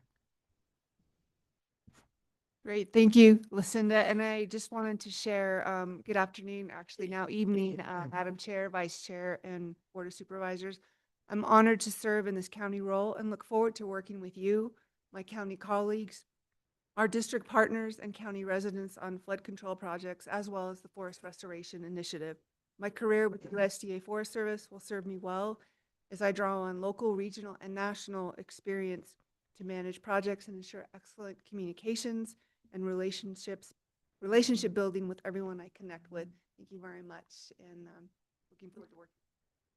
Thank you, and thank you for joining us. So, and you're exactly right. Things that are near and dear to us are forest restoration and forest management, and obviously reducing the risk of wildfires. So, really appreciate your being here with us, and welcome to the team. So, Supervisor Vasquez. Yes, first off, I want to thank you for serving on Parks and Rec Commission for District 2. I was really disappointed and sad when I heard you'd be leaving until I found out you were joining the Flood Control District. And so then I understood why you left, and it's a better fit for you. It taps into all your skills and expertise, and so I look forward to working with you moving forward. Thank you. Gracias y lo siento, señor. Any other comments, questions? Supervisor Ontiveros. Boy, you sound very well qualified for this job. So I think you're going to be the right fit, and welcome. We also look forward to working with you. Supervisor Begay. Thank you. I just want to say welcome aboard. A lot of work to do, and we know that you can do it. Thank you. Thank you. Thank you for being here today and for introducing her. Supervisor Fowler, I'm sorry. Yes, thank you. And thank you. I look forward to your updates and keeping us abreast of all the projects that are happening. It's such an important information that is provided. So thank you.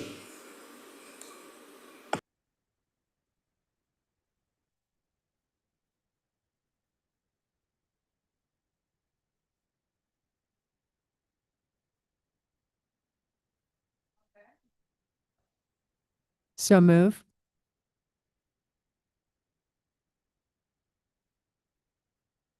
Aye. Aye. Aye.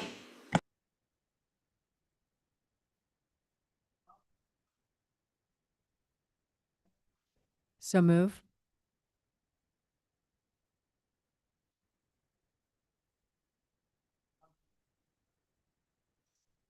Aye. Aye.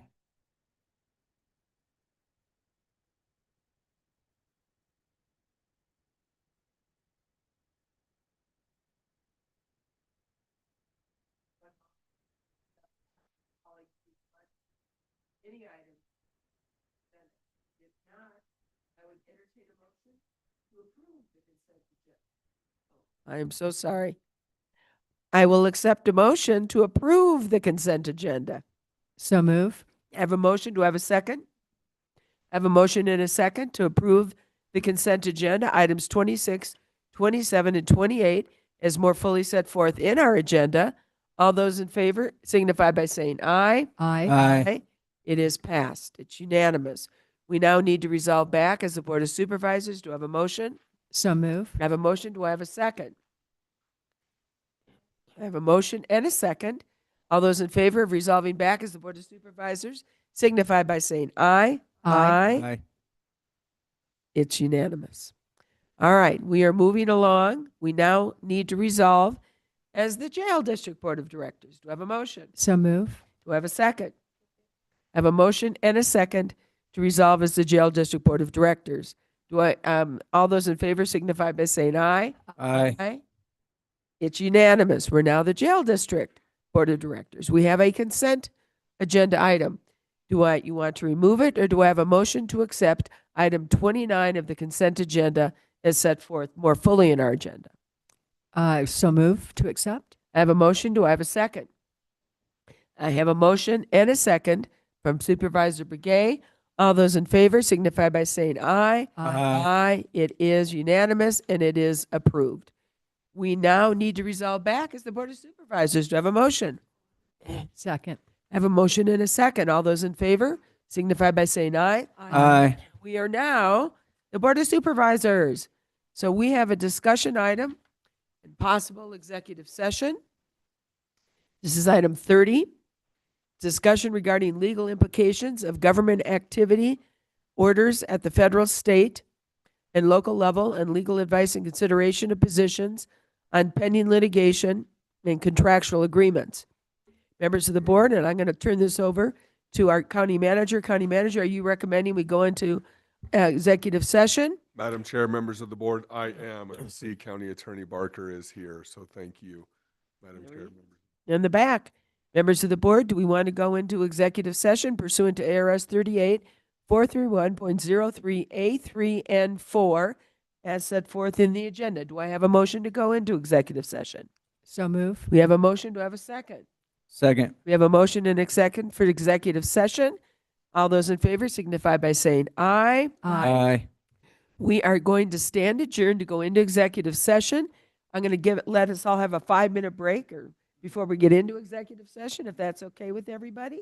I know we have a time certain here for a joint work session, so we'll hurry along and we'll be back.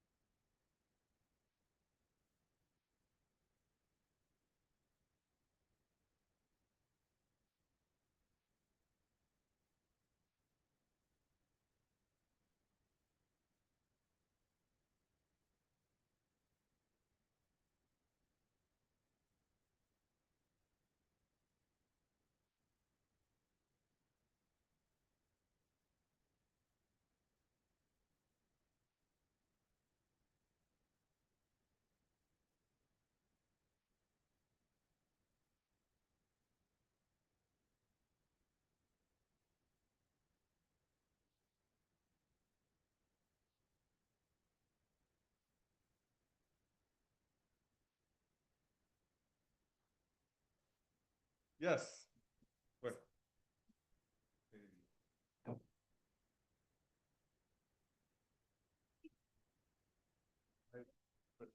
It's the heirs to eras. Era, not era. Eras.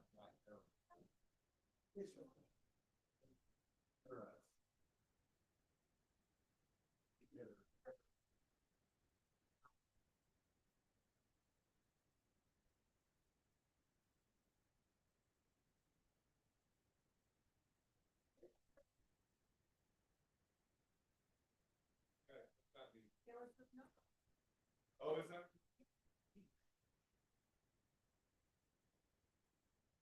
I'm not going to test you. I just mentioned, hey, Sam, I have a feeling you like.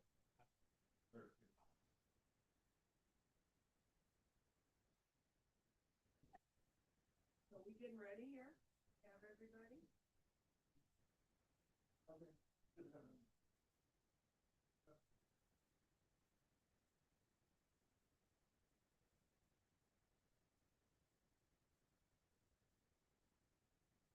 All right, well, we are back from our executive session, and we are on to item 31. I'm going to ask that we hold on 31. Let's go to 32. This is a wonderful and historic, quite frankly, opportunity, and we'll go back to 31, but we have scheduled a workforce development meeting with the Board of Supervisors at 6:30. So thank you for your patience and waiting. And I want to also make it very clear, I think this is the first time, at least since I've been on the board, that we've had a joint work study session with the Coconino County Workforce Development Board and the Board of Supervisors. I hope we have more of these. I think we should do them at least once a year. I think it gives us an opportunity for discussion, dialogue, and for us to let each other know what's going on. And so I'm very, very pleased that we are doing this here tonight. And this is the joint session. I assume that you have already opened your board meeting. Is that right? Okay. Then I will just go ahead and say we've opened our board meeting, and we are going to be here for the presentation and discussion of the proposed shared governance agreement and bylaws revisions for the Coconino County Workforce Development Board. And with that, I'm going to turn this over to the chair of the Workforce Development Board, Shannon Schutz. Good evening, Chair, Supervisors. I would like to call the Coconino County Workforce Development Board meeting to order. I'm going to ask James Orlowski to do our roll call. Thank you, Madam Chair. James Orlowski, Director of Strategic Initiatives. I'm going to go ahead and call the roll for the Local Workforce Development Board. We do have some members that were planning to join us this evening virtually. I would ask, as you join via Zoom, if you can go ahead and identify yourself, and then we'll make sure that you're promoted to a panelist. So if you can go ahead and raise your hand, we'll know to go ahead and do that. So with that, I'm going to go ahead and start to call the roll. So Beth Kaplan. Board Member Beth Kaplan. Looks like Beth is here. Carolyn Kidd. Gail Jackson. Jabbar Nichols. Jabbar Nichols. All right. Jason Jones. Yeah. Present. Or Jay. Okay, thank you. Shannon Schutz. Brenda Sipe. Present. Brent Nielsen. Board Member Brent Nielsen. Board Member Julie Pastrick. Donovan Weedman. Present. Jeff McCormick. Board Member Jeff McCormick. All right. Sandra Hinsky. And Valerie Kelly. Valerie wasn't going to be here. Sorry, James. There's somebody on that has PU 911. It's Beth Kaplan. So she is one of our board. Can you just unmute and identify yourself? you're allowed, you can speak. You just need to unmute.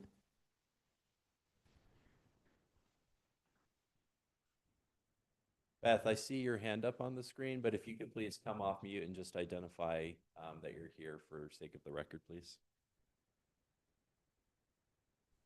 Sorry, it just gave me the opportunity to unmute. Can you hear me?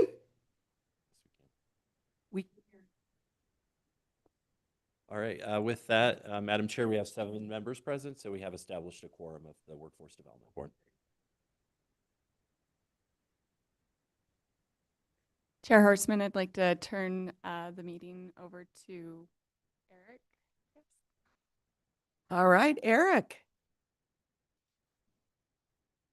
Thank you, Madam Chair and members. We have had some interesting activity and times together in our workforce development efforts here in Coconino County, but I want to establish that we've had a very cordial and collaborative conversation with the Workforce Executive Board, Workforce Executive Committee of the Workforce Board, towards the bylaws and the shared governance agreement leading towards the recertification of Coconino, Arizona at Work Coconino Workforce Board for the recertification of the program. I also want to acknowledge Attorney Nick Hodder is in the room with us tonight. So as we go through the policy issues, Nick created the red lines that we are going to be discussing, and we'll answer our legal status questions, and I can answer any policy questions as I've worked with you, members of the Workforce Board, to try to address issues. We have 2 documents to review tonight, leading again towards the January 22nd meeting of the Workforce Board, where it is hoped that we will have enough of an agreement that these documents can either be amended slightly or in whatever way needs to be done, approved by the Workforce Board there, and then forwarded to you for approval on January 27th. Leading towards, also then included on the January 27th agenda, recertification and the firming up of our roster of our members. So that is our intent in this process, to bring then all of these actions to the Arizona Workforce Council so that the recertification can be completed at the February meeting. Is that correct? February meeting of the council. The 2 documents tonight are the shared governance agreement and the bylaws. The shared governance agreement is the more prime document, the primary document. The bylaws must conform to the shared governance agreement. So I would ask that we're going to walk through the shared governance agreement first, the red lines, and then go to the bylaws document. And as I do so, Chair Schutz, I will bring up items that I heard. If I forgot anything that the Workforce Board would like to mention, just come on up and tap me on the shoulder. For those online, if you raise your hand, the chair can see you're raising your hand and we'll be able to call on you for comments.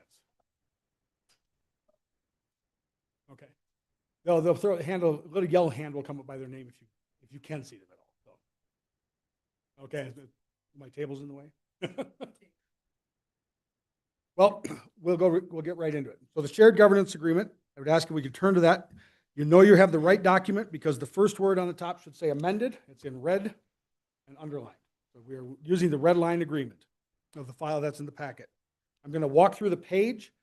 If there are small Scrivener changes or not significant policy changes, I'm not going to highlight each change on a page. But if you want me to highlight something, please stop me. Page 1 only changes and adds the word amended to the front of the shared governance agreement. Page 2 of the shared governance agreement has no changes. Page 3 of the shared governance agreement has many changes. And I have provided, and there are extra copies for the Workforce Board members if you want on the table, on your dais, board members, and to the members in the room, the WIOA membership requirements from the federal law. You see it has an orange highlight to highlight the sections. Now, we did have a great conversation at the Workforce Executive Committee, and I believe while we have brought the number down to 15 members, that we're going to have to raise that cap again. There are other seats in what we call the balance of the board provision. If you look at the WIOA law on, let me get this right for you, in section 107, in the paragraph C on the back of that page, we have to have the 3 seats that we knew we had, but then also the Wagner-Pizer Act must be represented at an economic development agency. My solution is that I'm offering to both the Workforce Board and you is that the way the math works out, we have double counted some people that were business owners, but also did some of those services. We believe we can still do that, but there may come a place where we put business owners who don't fall in some of those providers of services. And so the limit of 15 in the bylaws and the shared governance agreement would invalidate the roster structure under WIOA that we have to keep. 50, a majority, 51% of the board must be businesses. 20% of the board must represent workforce. And there are 5 designated seats. Again, 2 of those seats have sometimes been held by somebody else in the other categories as well, which can happen. My suggestion is to take the language right from WIOA in your hands. Attorney Hodder, you can help me out as you wish here, and put that right in the shared governance agreement and in the bylaws. And I'm sorry, Yep. we have that. We have it in orange, but it's not clear what language it is. So could you point that out to us? Certainly. It's the language starting at A would be HR 803-32, page 32 on the top. Yes. Yep. You want to put the whole statute in there? Well, I was going from the belt and suspenders approach that we had talked about in many of our meetings about being very clear in the roster documents. We don't have to put the whole statute in. The problem is that we ultimately are likely going to be, if you want to cap the size of the board, as the board has talked about, 19 is about your legal minimum now with those extra 2 positions. To get then 51% being business, at least 20% being in workforce. Shannon, did you have something? Thank you, Madam Chair. So I know it looks like a lot on what was just passed out, the HR 803 -32, Yeah. kind of through 33, or the page, I guess. Pretty much in on page 3, if you look under B, membership criteria, number 1, business representatives is part of A. 2, workforce representatives is B. We just didn't add the educational and training part is not in here. So we want to make sure Eric was trying to incorporate that all positions are in there, which we call the balance of the board, just to make sure that group is also in there. So we really need to have a minimum of 17 places to meet WIOA, based on where he was talking 51% of business, right, then a minimum of 20% for your workforce, and then that bottom balance of board, which is your education and training. There's already 5 people there. We have those filled. And there is times where we might have someone on our board who could be a business member and fill one of those. But if we don't, we need to at least have the 17 positions. And you can list, like, if I were into, you could have me as business and you could have me as something else. And Shannon, I think that Eric is recommending 19. 17 is a number that we can work with as well. So I would suggest 17, and if we can run the numbers with the attorney and heading to the workforce board, we can double check and make sure it fits the OEO guideline. So what happens if you have a hard time recruiting, or somebody goes off the board? So it may be that you want, and I think if you want a real working board, if it gets too big, you aren't going to have a real working board. So I think that's a counterbalancing concern. But the other is you don't want to lose a member and then lose your percentage. So I'm not sure it's good just to do the absolute bare minimum of the numbers. You may want to have a couple spares, if you will, just in case. Just a thought. Correct. And thank you, Madam Chair, for that. And per WIOA, I believe we have 110 or 120 days to fill a vacant seat. Okay. So there is timeline You to can cure it. We can. So it's not like it has to be filled immediately. So if there's 17 people on the board, 9 would have to be in the business section and 4 would have to be in the workforce representative section. If we were at the 15 that was originally on your red line, we would have to have 8 in the business representative and 3 in there. So if we could get to 17, it just would really meet all of the categories that are Yeah. actually listed out of the statute he just gave you. And by the way, I don't think that anybody was really, absolutely married to that. It was really trying to get a number that was meeting the statute and also giving you a board that can actually be functional, a working board. That makes sense. It does. And thank you, Madam Chair. And I apologize I didn't share it till today. I meant to send it last week, but in November, I had started looking at all of Arizona's local boards, and I think I did the majority of them. I did look today, and I think Yavapai, their board has 15, but everyone else has 19 up to like 28. And more is not always better. Let's get active and get where we need to be. But I agree with 17 if that is approved. So thank you. May I ask, Madam Chair, maybe we should do a minimum of 17 and a maximum of 19, and we can always amend those numbers. And by the way, that always works better. So, I mean, just a thought. So, I think that's a great solution, but I will throw it back to the yeah, board. I think that works better. Supervisor Vasquez. Yes, thank you. I was actually going to ask if we could hear about what the numbers are statewide. That question was already answered. So again, after listening, I originally was kind of on the side of go lower, but now understanding the different numbers that are needed, I also like the range of 17 to 19. Thank you. Any other comments? I just wanted to highlight the recruitment challenges. Workforce is always a challenge for us here because the law is specific that we should look first to a union-affiliated organization, then it has to go to an apprenticeship program, and we end up really working hard to try to find someone to fill those seats, and it's usually we're on the third level of where it's supposed to go rather than the primary level that the law intended. Madam Chair, we do not need to put all the statutory language in the shared governance and the bylaws, but I wanted you to see it and to know that essentially that we're giving Mr. Hodder drafting instructions to make that change to the membership to conform to that within a minimum of 17 and 19. And sort of looking at our in-house members from the workforce board that we're getting nods, and anyone online has objections, please let us know. Otherwise, we'll proceed on to changes. Madam Chair, thank you. I just wanted to seek clarification. I heard both, I think, 17 to 19, also 15 to 19, and so just wanted to make sure we're correct. I think 17. 17 will be the minimum. Okay, thank you. So, and by the way, the only reason I said that is that, you look at a statute and people are going to go bleary-eyed and go, what in the world does it mean? And the truth of the matter is you can always refer to the statute in there, and I'm sure you will. So to the extent that you can put it in lay people's language, I think it's going to be more beneficial. So, Madam Chair, then that would, for number 1 on the top of page 3, there shall be membership of 15 or 17 to 19 members of the local workforce development board. B would include the criteria paraphrasing the statute. I do want to highlight, we had a conversation about terms, and I know I've talked with each of you about terms. The red line includes 2-year terms, as is the current policy, and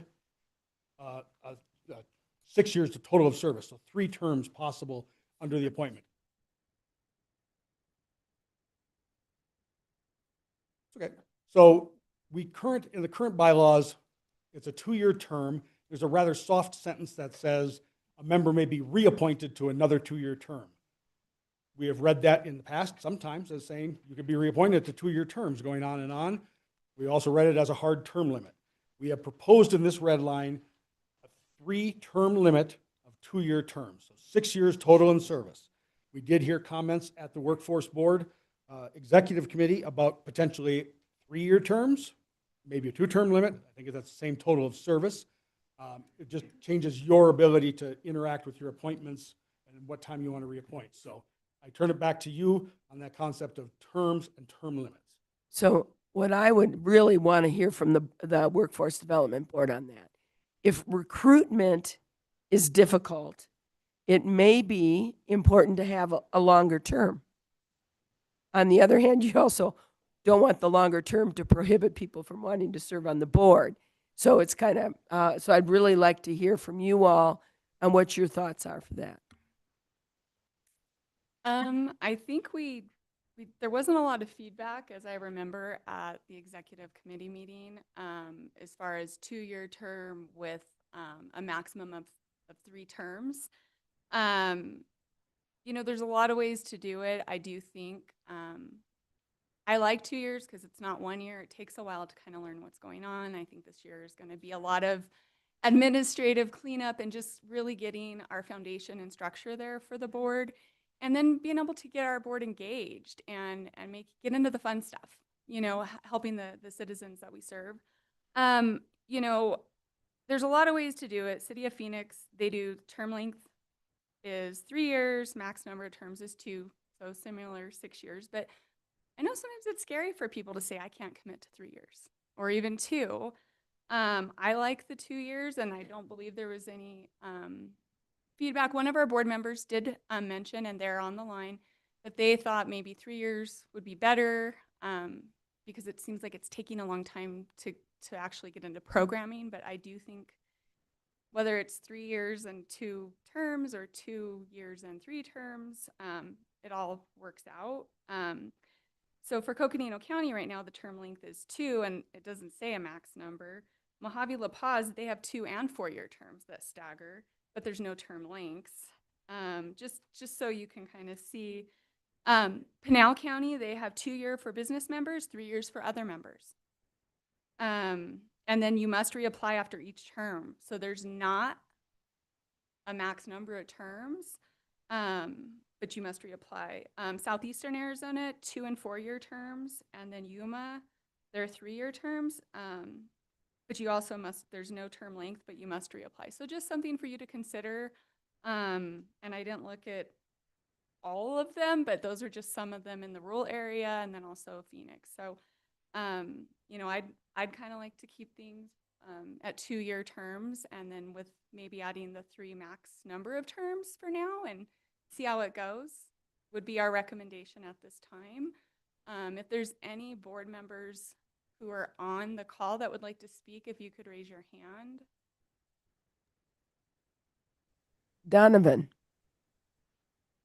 Hi, thank you. I'm wondering, this question is actually for Shannon. I'm wondering when you were researching other boards, if they had anything specific about Title II representation on the board and term limits. So, you know, I'm not sure how the Department of Education interacts with our local Workforce Development Board and the Workforce Advisory Council. But what we're told as directors by the Department of Ed is that they expect their Title II directors to sit on the board. And believe me, if I termed out, you know, I got plenty on my plate. I'm not advocating for myself by any means, but I think that it's I know that at other boards there have been Title II directors that have been on for quite a long time, and I'm wondering how this might, you know, impact what what the Department of Education expects, and if that is even relevant to our local shared governance agreement. I'm just bringing up the topic. Okay, thanks, Donovan. I'm gonna let Eric Peterson answer that. Thank you, Mr. Weidman. And yes, you are correct. In the past, the Title I, 2, and 3 representatives have not had a term limit because of their almost ex officio in the way that they serve, because they are in that certain role. I think we could easily, Attorney Hodder, eliminate the term limits if the boards wanted to do that, to make sure that those chosen by those agencies can just continue to serve. It is fundamental that some will be a long time then. It could be a career of being on the workforce board because of that. Term limits are also nice. We could also put them in place and see what happens when we bump up on against it. You know, and again, I really want to look to the Workforce Development Board to get you're the boots on the ground. You're the ones that are dealing with this. So I'd really like to hear back from you. I have a problem without term limits. I got to tell you, I think, you know, sometimes you need new people, you need new blood, you need new ideas. You know, I just, myself, my recommendation, but again, I'm more than willing to listen to what the Workforce Development Board has to say on it. But, you know, things can get, you know, you get used to doing it one way, and then all of a sudden that's the only way. And then anybody who has an idea that isn't that way, well, then they're bad and they're bad and you're good. So I think to keep things, I understand, there are probably limitations in terms of people that are out there willing to do that meet the criteria. On the other hand, I think you want people that are wanting to be there, that are excited to be there, that are going to work hard to be there, and just aren't filling a seat because they've filled that seat forever. That's my thoughts anyway. Thank you, Madam Chair. You know, right now we have our Title II, Title III, and Title IV representatives on there, and I completely understand where Donovan's coming from. You know, I think I do like term limits, but I also think we need to have a Title II, Title III, and Title IV representative there. And it might, for those, maybe there needs to be verbiage in there that someone or whoever they report to designate who that person's going to be. And, you know, fortunately or unfortunately, it might be you, Donovan, for the next, decade. But I don't know, it's not I don't believe it's in our authority to select who the Title II, Title III. They select those, so it's really outside of us to designate. So I just want to make sure we kind of stay in our lane. And because of that, you're right, I forgot about that. Because of that, my concerns are less, less concerning to me, I guess is the way to say it. Yeah. Supervisor Vice. Thank you. So originally in the conversation, I did hear kind of from different board members the idea of longer term limits for 3 years. However, listening to the conversation now, it sounds like folks would prefer 2 years with 3 two-year terms. And so if that's the case, then I would support that. Beth Kaplan. You've got your hand raised. Beth, please unmute. Looking forward to hearing from you.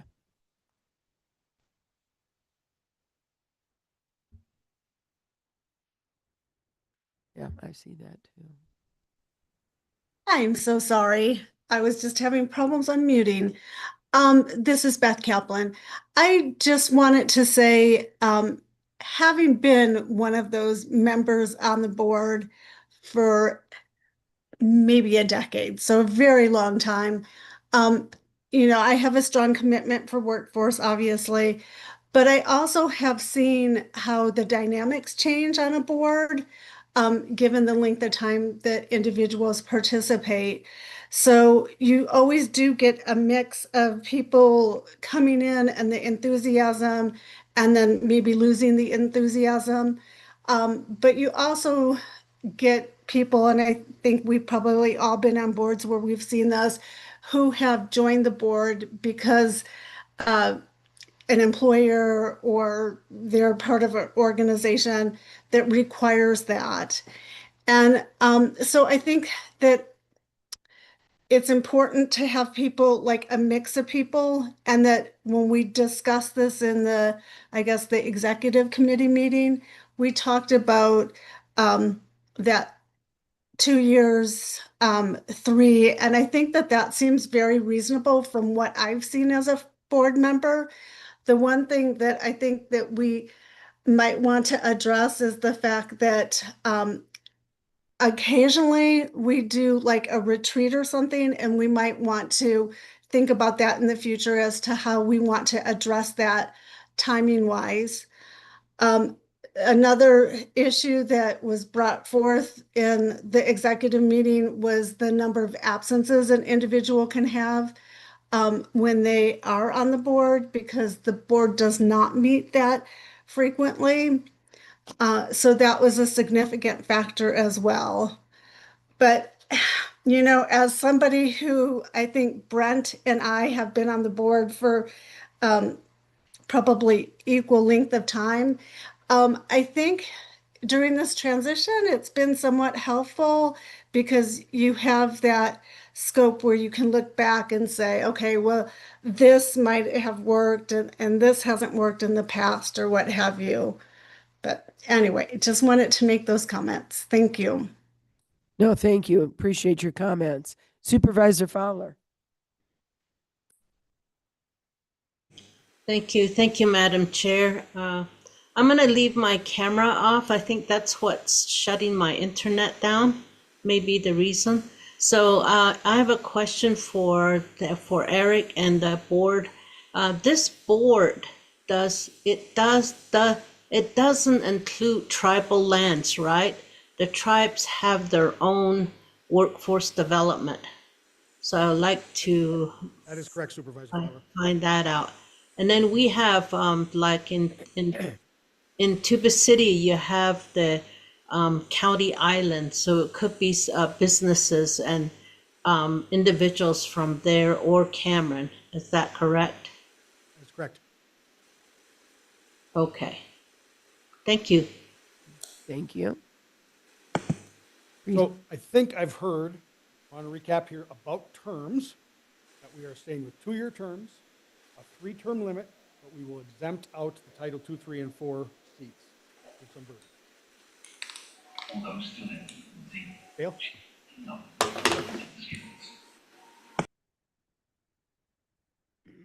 Hi, for Gail Jackson, board member. I just wanted to address Supervisor Fowler's question about Navajo Nation having their own board. That is absolutely true. But if something were to happen, there's nothing to say that Coconino County can't help their neighbors. It's not, they have their own money and their own funding, but it is possible for us to say if something were to happen, like something like NGS, where there's that cross connection, we can certainly help with that. So I don't want anyone to leave thinking that, no, we can't help our neighbors to the east. But they do have their own board. So thank you for that. Good. Right. We had also spoken about the 3-year term, and then people could always come back, but maybe take a year off. It allows other people in our community to serve. So I believe that was going to possibly be. And we generally have understood that in any break in succession in county policy. If you'd like to put it in the document, we can, but the board would not reappoint you to the term. And if you came back a year later, you would not be, you'd be starting a new term. Your term limits would restart. If you want us to put that in, I'm happy to put that in. I think you should, Supervisor Begay. Yeah, this question is for Eric. You had mentioned something about staggered terms.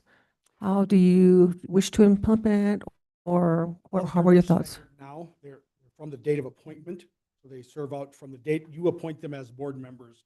So there is no, everyone's done in August of this year and such. So the terms are staggered now, and we would refill appointments in that way. It just depends on when you appoint them all. So the staggering happens that way.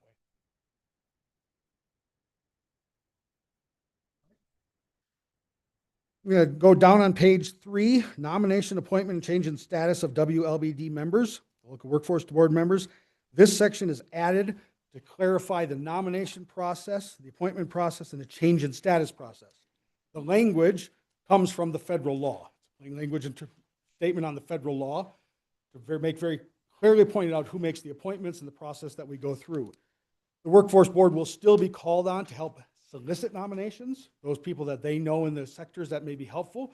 It is the job of myself and the board's appointed liaison to the workforce board to help translate your desires for who you would like to appoint back to the workforce board as they go through that nomination process. Well, in the Workforce Development Board, because they work in the area, work with many of these people, are probably even in the better position than we are to make these recommendations. Absolutely, and it will still come from a recommendation from the board. It has been a practice, especially with the previous board when I was here previously, that nominations would just appear before them.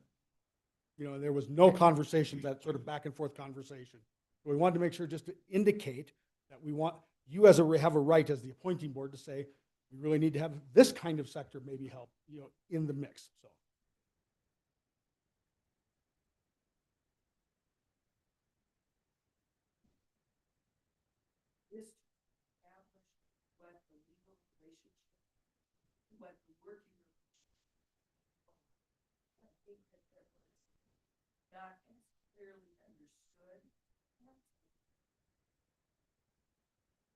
Not as clearly, I'm sorry about that. Just to kind of go back, I think what's important about this is that we are together establishing what our working relationship is and what our legal relationship is. And I think before there was, quite frankly, a misunderstanding and it wasn't clear. So I think what this does is make things very clear and starts the process of us as a collaborative partnership work with the Workforce Development Board, clearly understanding what our role is and what their role is. So, and really that's what this whole exercise I think is about. Seeing no questions or changes to that kind of language, I go to D, removal of LWDB members. This, again, restates things that are in current policy from the state and the federal law as well. I also am going to address lack of attendance here, and it's in the bylaws. So if we can, we'll just take on the missed meetings policy. I believe 5 is in our current bylaws, and so it was brought forward. We will double check statutes as well, but there was a big conversation with the executive committee about that's almost a year's worth of meetings if they're meeting every other month, and it still has a remedy period where they're asked if they intend to show up and such. I believe I could say that you certainly. I got the sense that the Workforce Executive Committee wanted a lower number. We didn't settle on a number, but they want a lower number. But I'll turn to them for comments about missed meetings.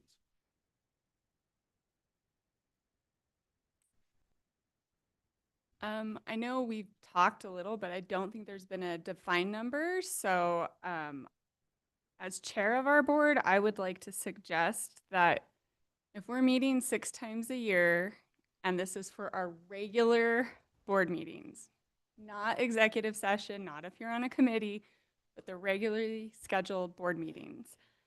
I would like to suggest that you can miss up to 2 within a 12-month period, and then you are put on you're notified. And if you miss a third, then you're off, because that's 50% of our meetings. I don't know how the rest of the board feels. I'm getting some positive nods. If anybody on the phone would like to speak, if you're not okay with that. So you can miss 2 within 12 months. And then you'll be given notification. And then if you miss a third, then you would either resign or the CEO could then remove you. So can there be an excused absence? Okay, that would remain. So if they had an excused absence, they could theoretically miss more than 2 within a 12-month period. Is that right? Correct. Yeah, Supervisor Vasquez. Yeah, I like the suggestion. I was actually going to suggest if there are 3 consecutive meetings missed that they be removed, because that's 6 months without attending a meeting. So, but I do agree that there need to be at least some provisions for missing more than 2. Thank you.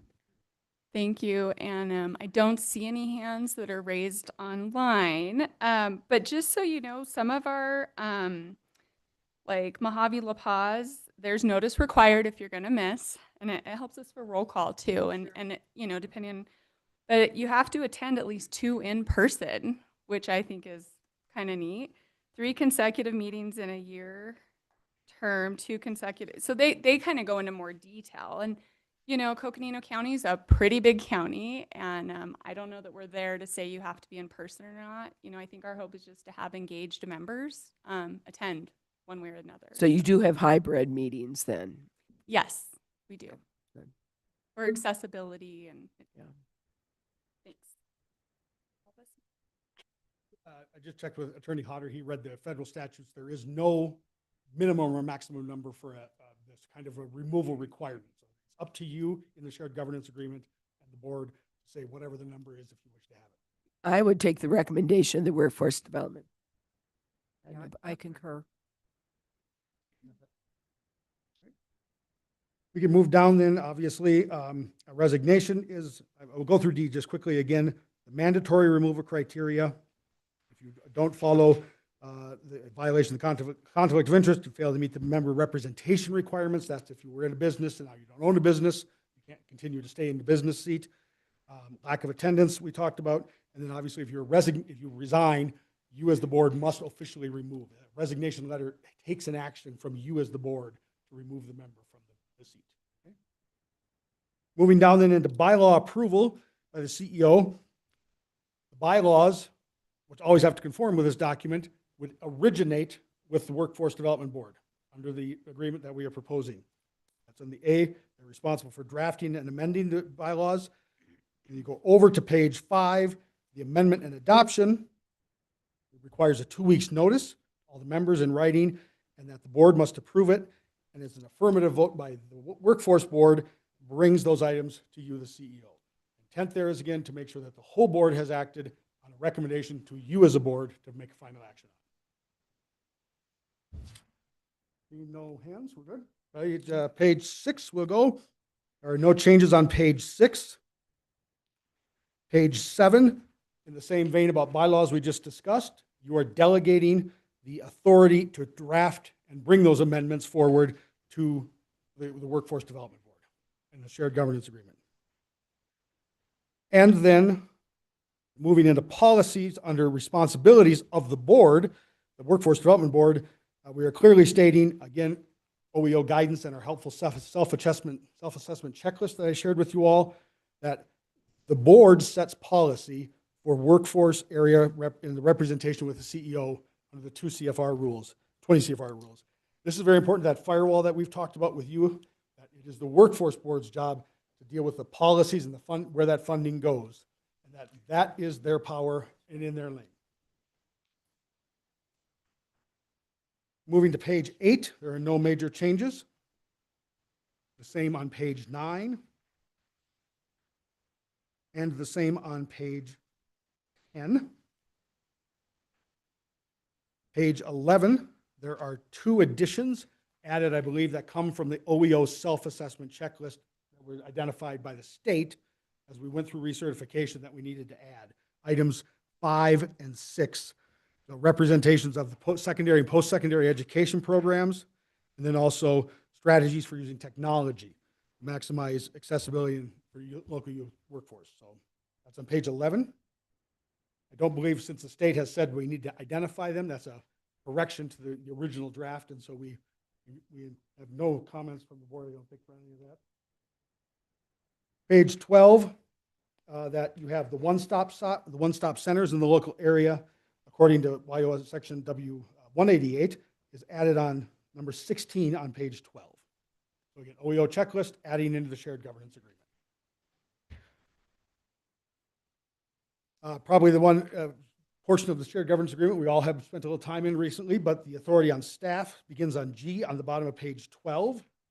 We're cleaning up the language, I think, that we've talked about, and what does jointly or collaboratively, excuse me, mean in the process of hiring, supervision, and dismissal of the director of the Workforce Board, who is a county employee, but also reports to the Workforce Board and to the county manager structure. And so we are recommending to remove jointly supervise in number 1 on page 12 under G.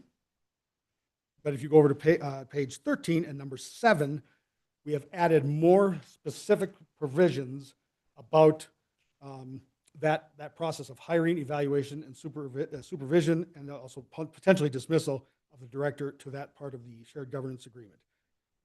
Mm-hmm. Okay.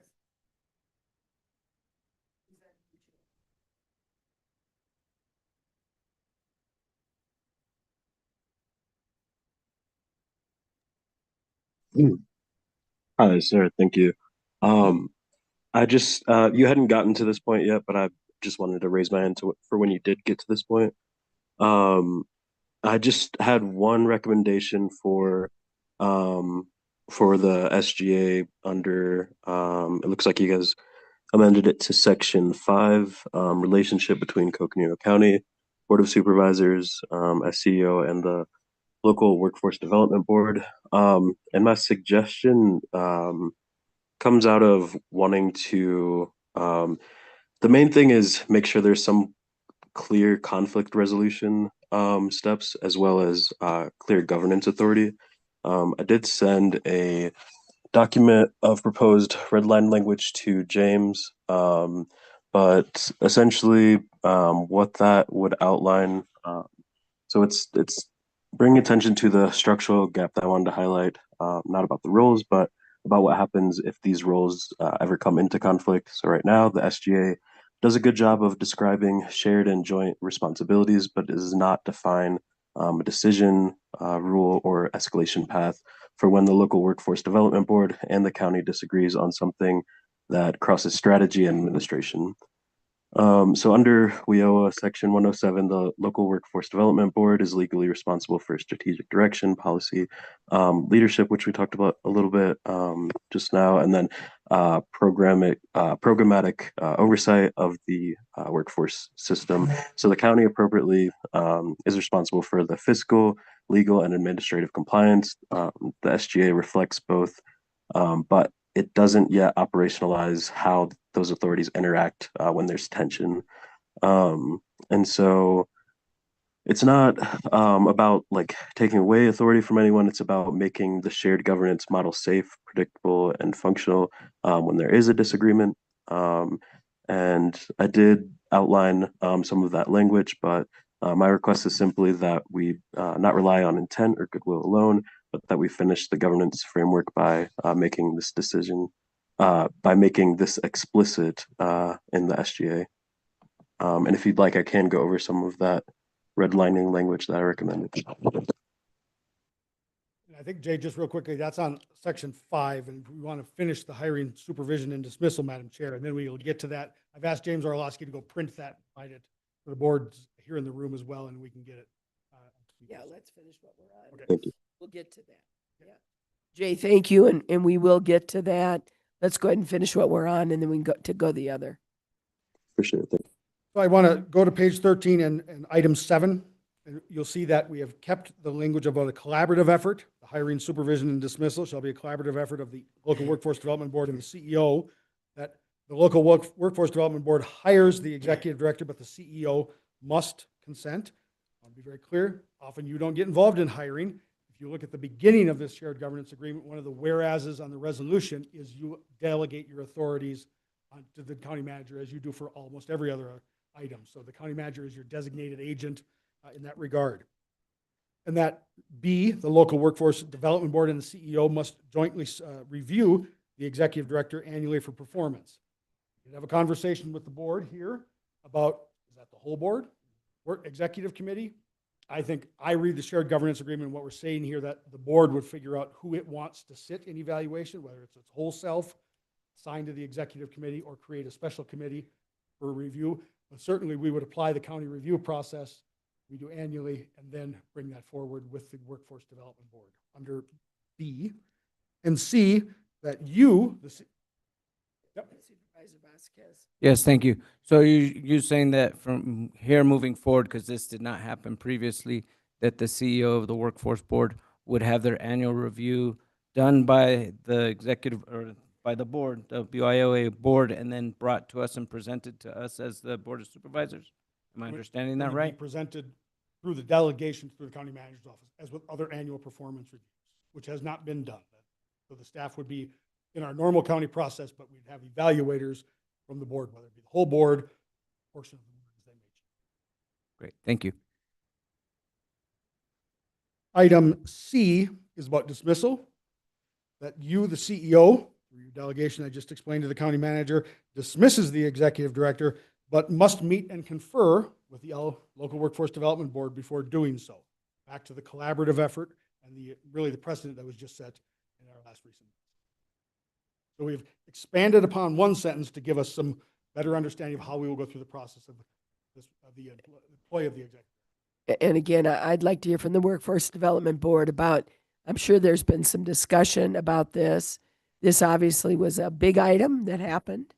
And again, I think putting it in writing and getting clear understanding of who's doing what and who's responsible for what is important. But how does this work for the Workforce Development Board? Thank you, Madam Chair. I think for everyone, there was a lot of lessons learned, and we're all improving, and that's why the shared governance and the bylaws, we're updating them. The executive director, and real quick, just another note for the bylaws, if you could put executive director or director, because right now we reposted the position as just a director. I shouldn't say just as a director, but so that we're consistent with Coconino County. They don't have any other executive directors, and since this is a county employee, we wanted as a board to be consistent with other positions at the county. So if we could just, between bylaws, shared governance, general note, that would be great. You know, similar to how it evolved, the county did meet with our entire board to confer. It doesn't mean that the county may agree with our feedback, but I did appreciate the time to have feedback, and I do feel like we were heard. Or I was heard, I shouldn't say we. You know, I like that this is in here, you know, because it is a county employee and they do report to a board, like some of our other, you know, board members. And you guys are at you have the final say to dismiss anyone on our board or the director. So I don't think there was any discussion. I don't see any hands raised online that there's an issue with that. Just that there will be a process. So.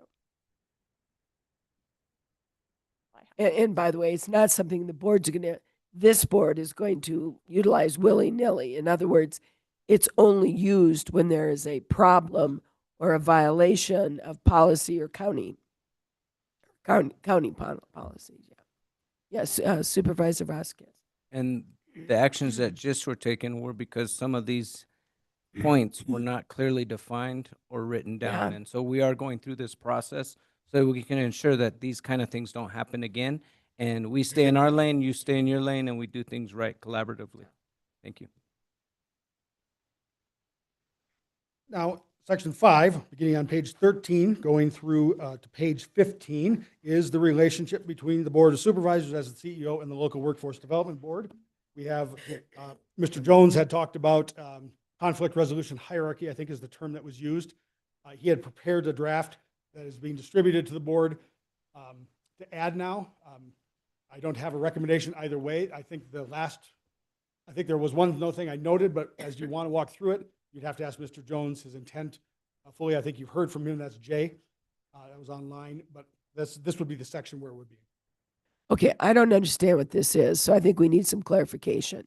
So is this something that was one person is presenting this forward? Or did this go to the Workforce Development Board and they're presenting this The forward? Workforce Executive Committee met, talked about some concerns. The members had their own individual concerns. Mr. Orlowski allowed the board, any member of the board, to submit ideas, concerns, thoughts about the two documents to him so he could bring them to you if they could be here or could not be here. So sometimes these are individual comments. I don't want to say, I know it's Mr. Jones. He had brought it forward at the meeting. So. Supervisor Ontiveros. How does the Workforce Board feel about what was just presented to the Board of Supervisors?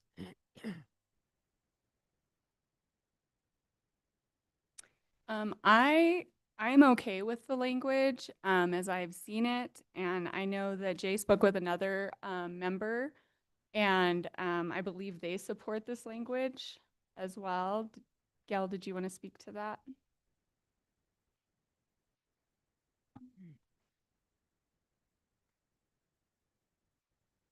So Jay and I, after the executive committee meeting, he had some ideas about conflict resolution and what that looked like. So we put this together.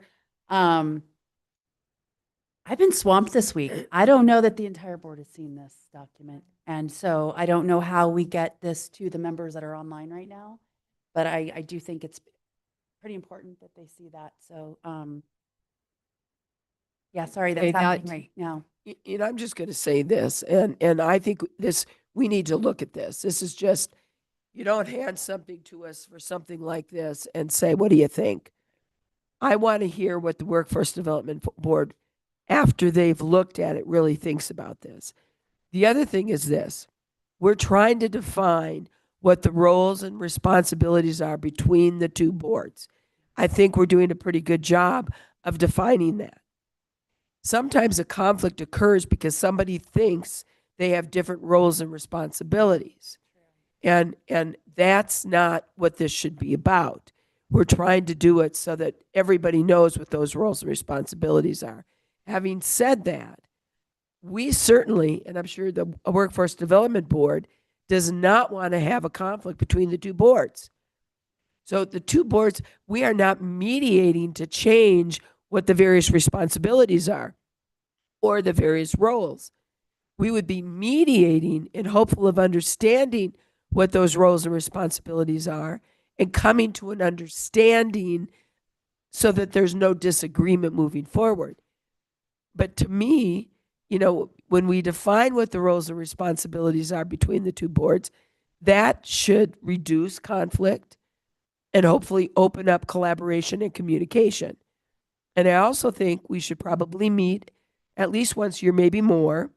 And I also think having a representative, a non-voting member of the Board of Supervisors on the Workforce Development Board will hopefully, that person can be a conduit, if you will, to resolve kind of ongoing conflicts. So those are my thoughts. What we don't want is to use mediation as a means to change the shared government agreement or the bylaws. Okay? On the other hand, I'm all for collaboration, communication, partnership, and I'm all for sitting down if there's a problem. But I'm not sure that this is getting to that. That's just my 2 cents worth. And again, I just looked at it 2 seconds ago. So Sure. Yeah, I'm going to Supervisor concur with that. Yeah. Horstman, I just want to bring forth that I think what one of our board members was trying to do was just outlining what happens if there is a conflict. And you have to give it to our members. We've been through a lot over the last 6 months. And so they are trying to be as specific, and we're all trying to walk a really fine line. So I understand the roles and responsibilities, but yeah, I can tell you that I don't think the whole board has seen this yet. So maybe we can hold off on this. And by the way, we acknowledge that it's been very painful for both of us, for both boards, to be honest with you. Yeah. The time that's been spent by both boards and quite frankly, by our staff is, I think, coming to fruition and for good, which is what we were attempting to do. But it was a very painful process. And I think part of that came from the fact that there was not a clear understanding of who was responsible for what.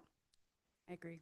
And who was, and quite frankly, as we have looked at, you can understand what it means. And yes, I went to law school, so I kind of understand what it means. It was confusing at best. So I think getting the shared government agreement clarifies everybody's role, creates a better understanding. But I think that there doesn't need to be quite the quote formalistic process if there's a conflict. What is the conflict? If the conflict is, I think I should be in control of deciding something when it clearly says, no, that's not at all the role of the Workforce Development Board or the Board of Supervisors, quite frankly. What are we there to resolve? If that makes sense. It does. Thank you. Thank you, Gal, and Madam Chair for your input. Jay, I know you worked really hard in drafting this and, coming on the board in the last year and seeing everything that's kind of transpired. I understand why this was drafted. Jay, would you be okay if this was something maybe we discussed at one of our upcoming board meetings, to discuss if we think it is something that our board needs to review in more detail, and maybe we do submit it as an amended article, once we've come up and the whole board's seen it and reviewed it, then maybe at a future time we could submit it to the supervisors so they have plenty of time to review it. Is that okay with you, Jay? Before I answer that, I'm sorry, I just want to acknowledge Chairwoman's concerns. I realized that it wasn't sent out to you guys earlier. I did send it out after our meeting last week, so I do apologize. that didn't make it to you guys, but this isn't to like this is actually to make things like less complicated because that ambiguity that we kind of would rely on without having this stuff formalized is what can really cause uh, a lot of uncertainty and a lot of confusion, and and specifically with the director when they're faced with some of these different conflicts, uh, they're more likely to favor the employing entity of which they're at will. So this stuff is really important for, I think, the board to review. I do apologize to the board that they weren't able to review this again. I did send this out after the meeting last week. But to answer the question, am I comfortable like pushing this back? Quite frankly, no, just because I feel like it's not going to get the attention that it deserves at that point. And it will be a lot harder to get this adopted to a future amendment than what we're currently working on. And I do really want to try to make sure that we are on track for recertification. I don't know if there's something that we can send it out to the board and have a discussion at our next board meeting, which is when they're also wanting us to look at adopting some of this stuff. But I did mention at the executive session, I'm sorry, the executive committee um, session that we should also be looking into potential for legal representation at that point if we feel that we are not fully represented. And I just want to clearly state that this document is to avoid kind of what we have experienced. I just came onto the board and I had to be down by this, and I really was excited to be able to serve the community, and I feel like it's prevented me from doing that because of complicated systems, and I feel like this makes those systems a lot less complicated. Thank you. Thank you, Jay. I really appreciate your input on that and the intent of this. So our work session today, like we're going over the red lines that the county attorney's office has presented to us. They're taking note and making updates based on what we agree to. And then at next week's regular board meeting, they will be we'll be getting another red line set that if we want to get recertified this quarter, that red line set hopefully we'll be able to approve. If our board doesn't, then that might be when we do need to seek legal representation. I do want to ask, Madam Chair, would the supervisors be opposed if, because I do understand his Secretary Jones's concern on our board that this might not happen. Would you be opposed? And you still may not agree to what we present you at a future date. Would you be opposed if by one of your March meetings, if we were to bring maybe a potential amended article that we could attach to a shared governance agreement? I want to ensure that Secretary Jones is being heard on our board and the intent, and because of what we have been through as well as you, that it is a priority for our board, but our board needs to see it too. And I understand if we hold this off by the OEO standards, we will not get recertified this quarter because they only meet so often. So is that okay if we bring this? And then I don't think anybody would object to having you come back with something at all. Okay. And I certainly appreciate the intent of this. And the whole idea is we want to make sure that we're moving forward and that history doesn't repeat itself. So I get that, and I'm all for that. So I don't think anybody would object to having this come forward. And by the way, that's the kind of collaboration and partnership we're trying to find between our two boards. So if something comes up, that isn't working, that we've just done in this shared agreement or in this bylaws, we want you to come back to us. Okay. We want to hear from you. Thanks. This is just, we both have a role to play for our community. We have an important role to play for our community. We don't want misunderstandings or misinterpretations or not understanding who's on first and who's responsible for what to get in the way of serving our community. And so we, of course, would do that. And quite frankly, we might find a situation as we move forward that needs clarification. And we want to come back to the Workforce Development Board and say, let's talk about this. To me, that's the kind of communication we're looking for between the two boards. Great, thank you, Chair. Jay, does that work for you to not hold up our SGA? If we add this to, since we only meet every other month, would that be okay with you if we add this as a separate line item to our agenda next week to review as a board after we review the SGA? Then we can review this, review the language, and then work with the county manager's office or the county clerk's office to get this on one of the supervisors' agendas. Yeah, if they can agree that in good faith that this will be taken as a priority of adding it within that timeline that you mentioned, then yes, I'm open to that. Thank you, Jay. That gives us our whole board time to look at it, make any changes, send it to them, get their suggestions, and get moving. So thank you. Yes, thank you, Jay, and thank you for your work on doing this. I really appreciate, being proactive and trying to resolve, trying to make sure we're getting this together so that there aren't problems as we move forward. So thanks, Jay. Supervisor Begay. Yeah. I want to say thank you for the presentation. It really means a lot that, we're pretty much trying to get things in line with the workforce and the county. So I just want to say that I think anything that's like this that's coming to the board should already be discussed at the local board, and this should have been included in the government's agreement coming to the board for this meeting. So so that we're not looking at two things and the board hasn't really looked at it, and we just got this just a few minutes ago. So that's not the kind of relationship we would like to see as a board. We really want to make things work for everyone.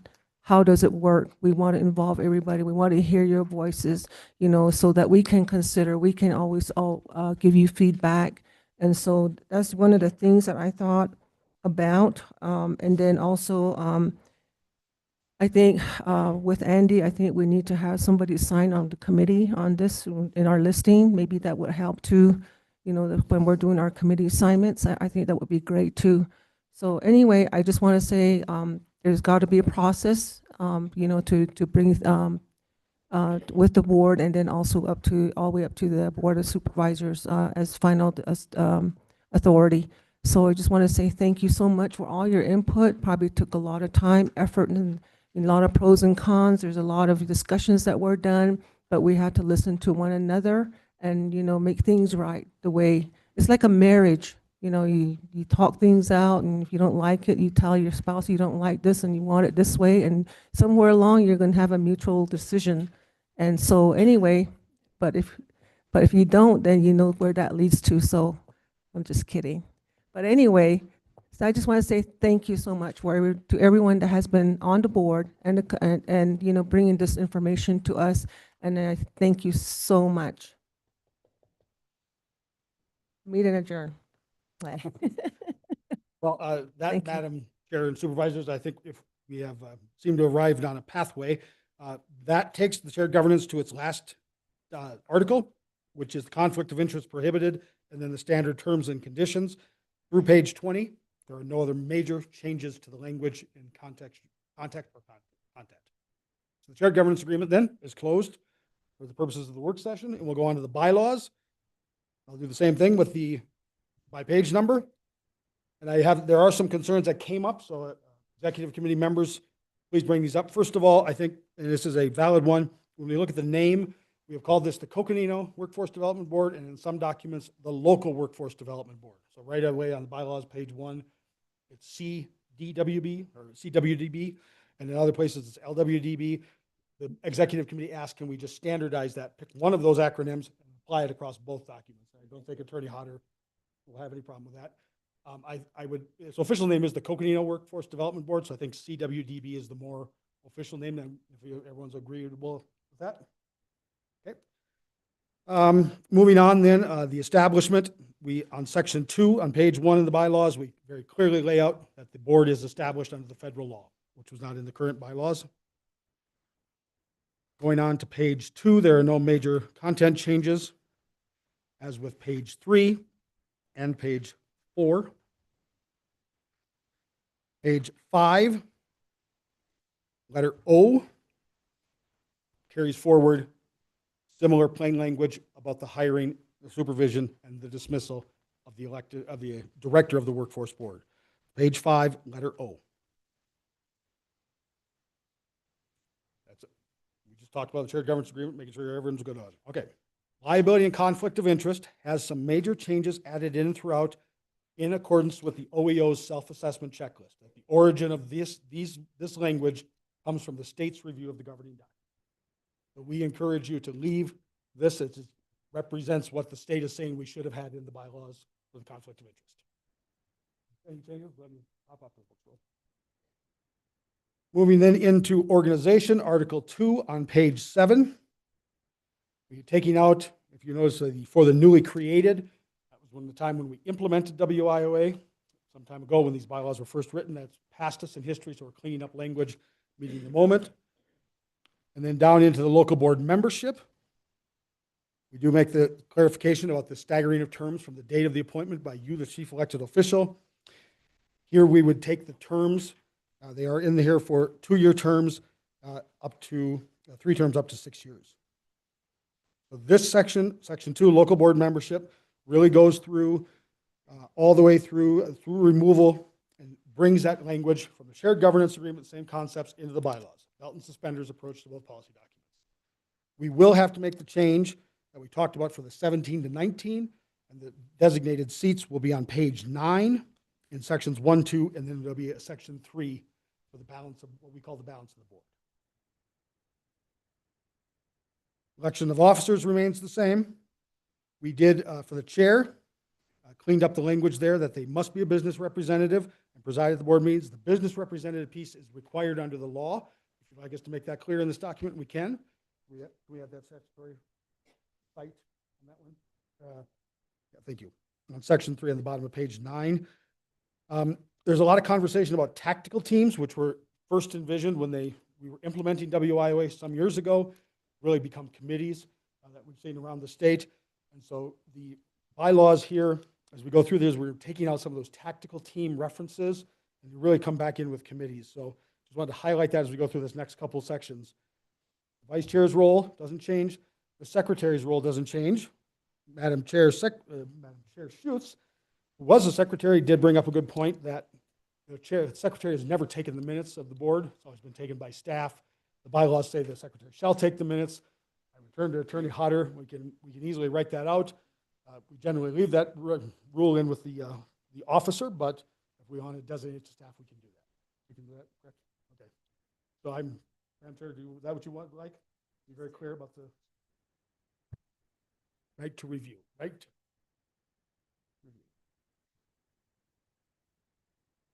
Okay. The executive committee, section 6, is the other big change, and this was a drafting error, and I want to be clear about drafting error, not Nick's drafting error, Eric's drafting error, and getting Nick the right information. On your table, you got a 1-pager from me with new language for the executive committee, members of the board. It's over on the table. Clarify what we talked about at the executive committee. The executive committee is composed of 5 members, 3 officers that are elected, and the immediate past chair and vice chair. Those are the voting members of the executive committee. All the chairs of any committees that are created by the workforce board would serve in a non-voting role, bringing information to the executive committee. And at this time, which is Supervisor Vasquez, the liaison from the Board of Supervisors serves ex officio in a non-voting role under WIOA law. So that language would replace on page 10A. Section 6A would be replaced with the language on the dais. Members, we good with that? Okay. B, the quorum. Voting a member of the voting executive committee membership constitutes a quorum. There's a issue with who these members were. The bylaws thought that the State Workforce Board would have members, provided members, or in some recent years, they've decided to get out of having members on some of those boards. And so we've clarified the quorum as simply a majority of the actual members that are a voting power. The responsibilities of the executive committee are again are stated and cleaned up to align with general understanding of parliamentary law, what executive committee meets for. Dispute resolution is added. And I think that comes from the OEO document. Is that correct, Nick? Come on up, Dan.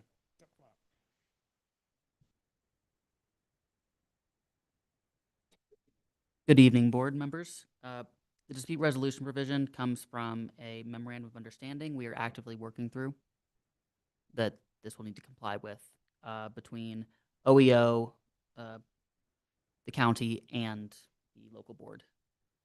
But we have not agreed to that memorandum of understanding yet, so currently this provision won't really mean much until we agree to that. How about you explain what that is? We are trying to get through a recertification. Okay, we're on page 10, letter D under section 6. Okay. So the shared governance agreement and bylaws. Let me just give you an oversense of process of some documents you're going to have to do in the future. Memorandum of understanding with the state, between the county, state, and the local workforce board, a three-party memorandum, and what's called the infrastructure funding agreement, the IFA, are the next set of policies which will require the local workforce board's work and our board's work to be sent to the state to be codified. That is all scheduled for May and June. That MOU has to include this dispute resolution. We're taking a preemptive approach to put it in the bylaws now, so it's there for the MOU that it will be adopted. I get it. By the way, you know, we could do something this simple for a dispute resolution between the two boards. That's normally what, yeah, okay. Section 7, beginning on page 10, is board committees. Going through to the middle of page 11, we have fleshed out the language that clarifies the board has power to create standing committees under the bylaws. We don't mandate that you have to have a finance committee, a program committee, and things that other boards may do. They may find that they want that mandate in the future. They can provide amendments, but we're providing them the power to be able to create.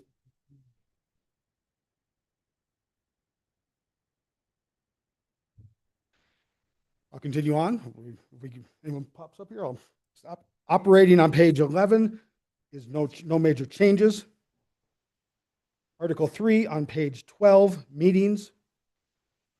No major changes other than the call of the meetings. We are clarifying the language there and some of the organization, the formatting all the way through. Agenda powers, going on to page 13 under 2, agenda powers are reserved to the CWDB. And then Article 4, the amendment powers, again, like the shared governance agreement, bylaws will originate for changes with the local workforce board and come to the CEO. We had, I'm just going to run through here, unexcused absences we've talked about, conflict of interest clarification. I wrote, Gail, you had a concern. Was that handled in the draft or was there more? Was that the state's member? I can't remember. I wrote myself a note and it's not enough. Okay, got it. And then executive committee membership, we have clarified 3 terms. Everything on my notes has been addressed in our conversation. I'll turn it back to you, Madam Chair. Thank you, Eric, for leading the charge on reviewing all these. It's good I wasn't doing it or we'd be here 2 more hours. I just, also just for clarification, just change executive director in both documents, maybe to director or either in case the title should change. And then I guess the SGA needs to go to CWDB instead of LWDB. So they're both the same, but I believe you got everything else. I don't see any hands raised. Board members that are online, I see Supervisor Fowler, so I'll let Chair Horseman. So I'm sorry, Supervisor Fowler. Madam Chair, it sounds like you need some water. Oh, I haven't. I'm just dying of some allergy here. But anyway. Oh dear. Well, I know allergies bad. I have a question about the bylaws. We just learned, and I mean, we already knew this, but just had to ask that question about tribes. But do we need to have a section in the bylaws or somewhere that has jurisdiction? Because, you know, we have federal lands, we have, I know but I'm just thinking like for the general public, would that be necessary, or is there already understanding where the jurisdiction is? We have federal lands as well. Madam Supervisor, Madam Chair and Supervisor, members of the board, that's actually a document that's already been defined for us. It's available. The governor defines the local areas. So the local areas that the governor has created. Coconino County is the local area. Obviously, the state does not have jurisdiction over tribal trust lands. And so those areas Or are federal lands. or tribal lands, yes. Or federal lands. Well, federal land is included by virtue of the federal law in the Coconino area. But that document exists. So we can go get that off the website and have it ready for anyone about the jurisdiction and funding and where it goes and such. Okay. And again, we can always help. That's always, I want to point that out. It's not a hard wall between the jurisdictions. It's, yeah, these questions, I think it's important if there's public interest out there, they need to understand where the jurisdiction of our board, our Workforce Development Board is. That's all. Thanks. Appreciate it. All right. Madam Chair and members, I think we understand what the red line changes will be. Turn it back to you if there's any final comments, any things you want to change. Otherwise, we will prepare the documents for the Workforce Board on the 22nd and hopeful submission to the board on the 22nd. All right, colleagues. Any comments, questions? No, I think that he laid it out very clearly. Mr. Weedman, I see, has his hand up. Hi, I'm sorry, thank you very much. Donovan? Yeah, thank you very much. I'll make this quick. I should have brought this up earlier, but we were moving through pretty fast. But if we go back to section 6, liability and conflict of interest, I just wanted clarification on this is paragraph F on page 7. I could be reading this wrong too. It says that the local workforce development board must ensure that the local workforce development board's members or administrative staff do not have any supervisory responsibility for the daily activities of its workforce service providers, workforce system partners, or contractors. I'm not clear if the workforce system partners include us core partners such as titles 2, 3, and 4, because the representatives on the boards for those titles are, I think in most cases, the supervisors of those departments. But I don't know if that's what this paragraph is referring to, so I was just looking for clarification. The paragraph directly refers to OEO's guidance about preventing the conflict of interest from a board member, incurring the pecuniary interest of a workforce funds being directed towards their interest. I don't think it's meant for the title 2, 3, 4, but I think we can take it under advisement, ask Attorney Hodder to look at that and make sure the draft is clarified when it's presented to the Workforce Board for adoption. Well, thank you. Any other comments, questions, members of the Workforce Development Board or a Board of Supervisors? I don't see any hands raised, so I would like to adjourn the Workforce Development Board portion of this meeting.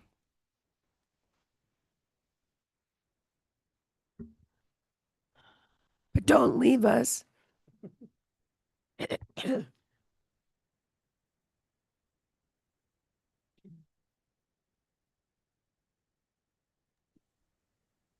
Thank you, everyone. You know, thank you very much for being here. I am going to lose my voice for being here today. I have some. I haven't. It's not helping. What's going on with you? And I want to thank everybody for, to be here. And as I said, this is historic. This is what we need to be doing more of. This is what the relationship should look like. So I really want to thank the Workforce Development Board for their time today and for their thoughtfulness of going through the shared governance agreement and the bylaws and to provide input, because that's what this is supposed to be about. So I really appreciate that. And Shannon, thank you for your leadership on that and for your team. Thank you so much, Madam Chair and Supervisors. And I just want to thank you. I just got on this board this summer, and I've never chaired any board that I've been on in this community the past 30 years. It's a lot easier to be on a board than to chair one. I just want to thank you for taking the time, for Supervisor Vasquez for being our point of contact for day-to-day stuff, and James for loaning us James while we're looking for a new director, the county manager's office, the clerk's office for setting everything up, making sure that, we're taking our oaths of office. It's really an educational opportunity this year. And for some of us who have been educated, the reminders, the training we're all going to be getting, I'm really excited for this year, and I'm really excited for all of our board. So thank you. I know we're just a very small portion of your things you deal with, but again, it means a lot for us because it's not fun just to be on a board and nothing's happening. But thank you again. All right. Any other comments, questions? Do you need anything more from us?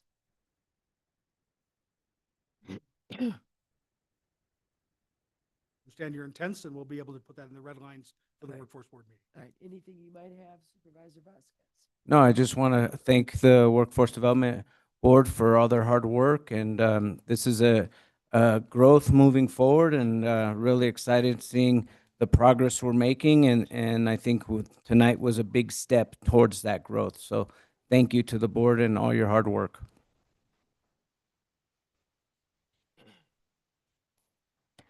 Yes.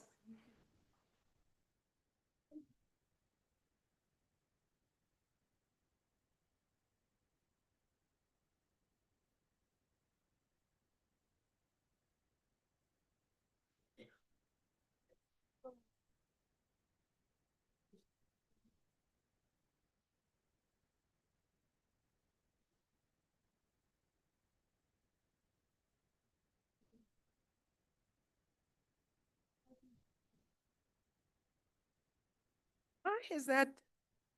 Okay, I got it. Discussions regarding legal implications of government activity. Oh, no, we've already done that. We went back. 31. 31. Discussion regarding boards and commissions that the supervisors will participate on, followed by possible actions to approve the appointments. Here's going to be my recommendation.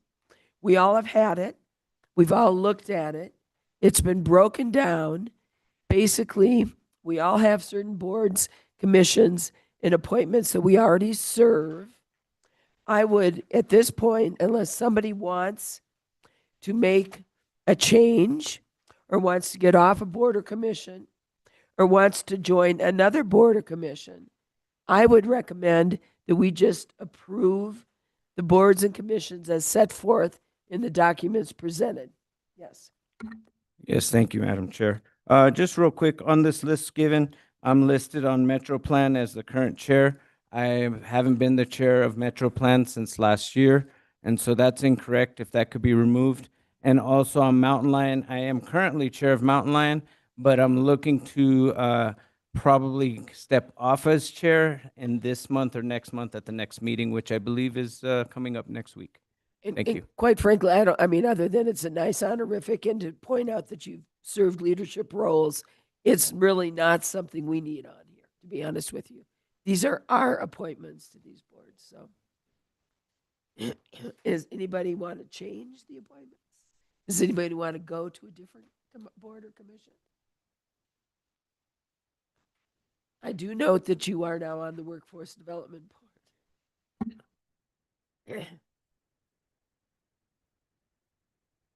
Yeah, it is.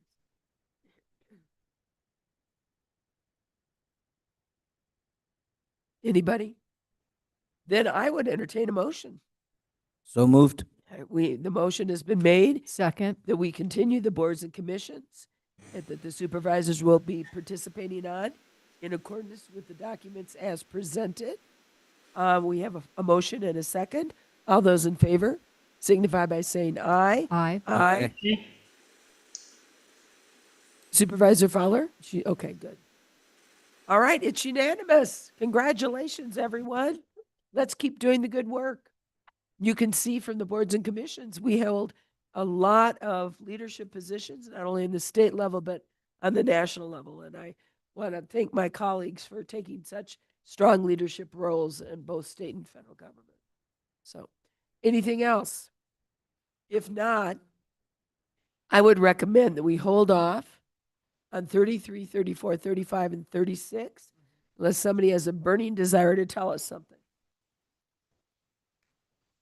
See no burning desires to tell us anything at this point. Oh, I guess we shut our county manager up, huh? Then I'm going to say we are adjourned. I don't think you could have. Thank you all. Have a good night. It's really. I know.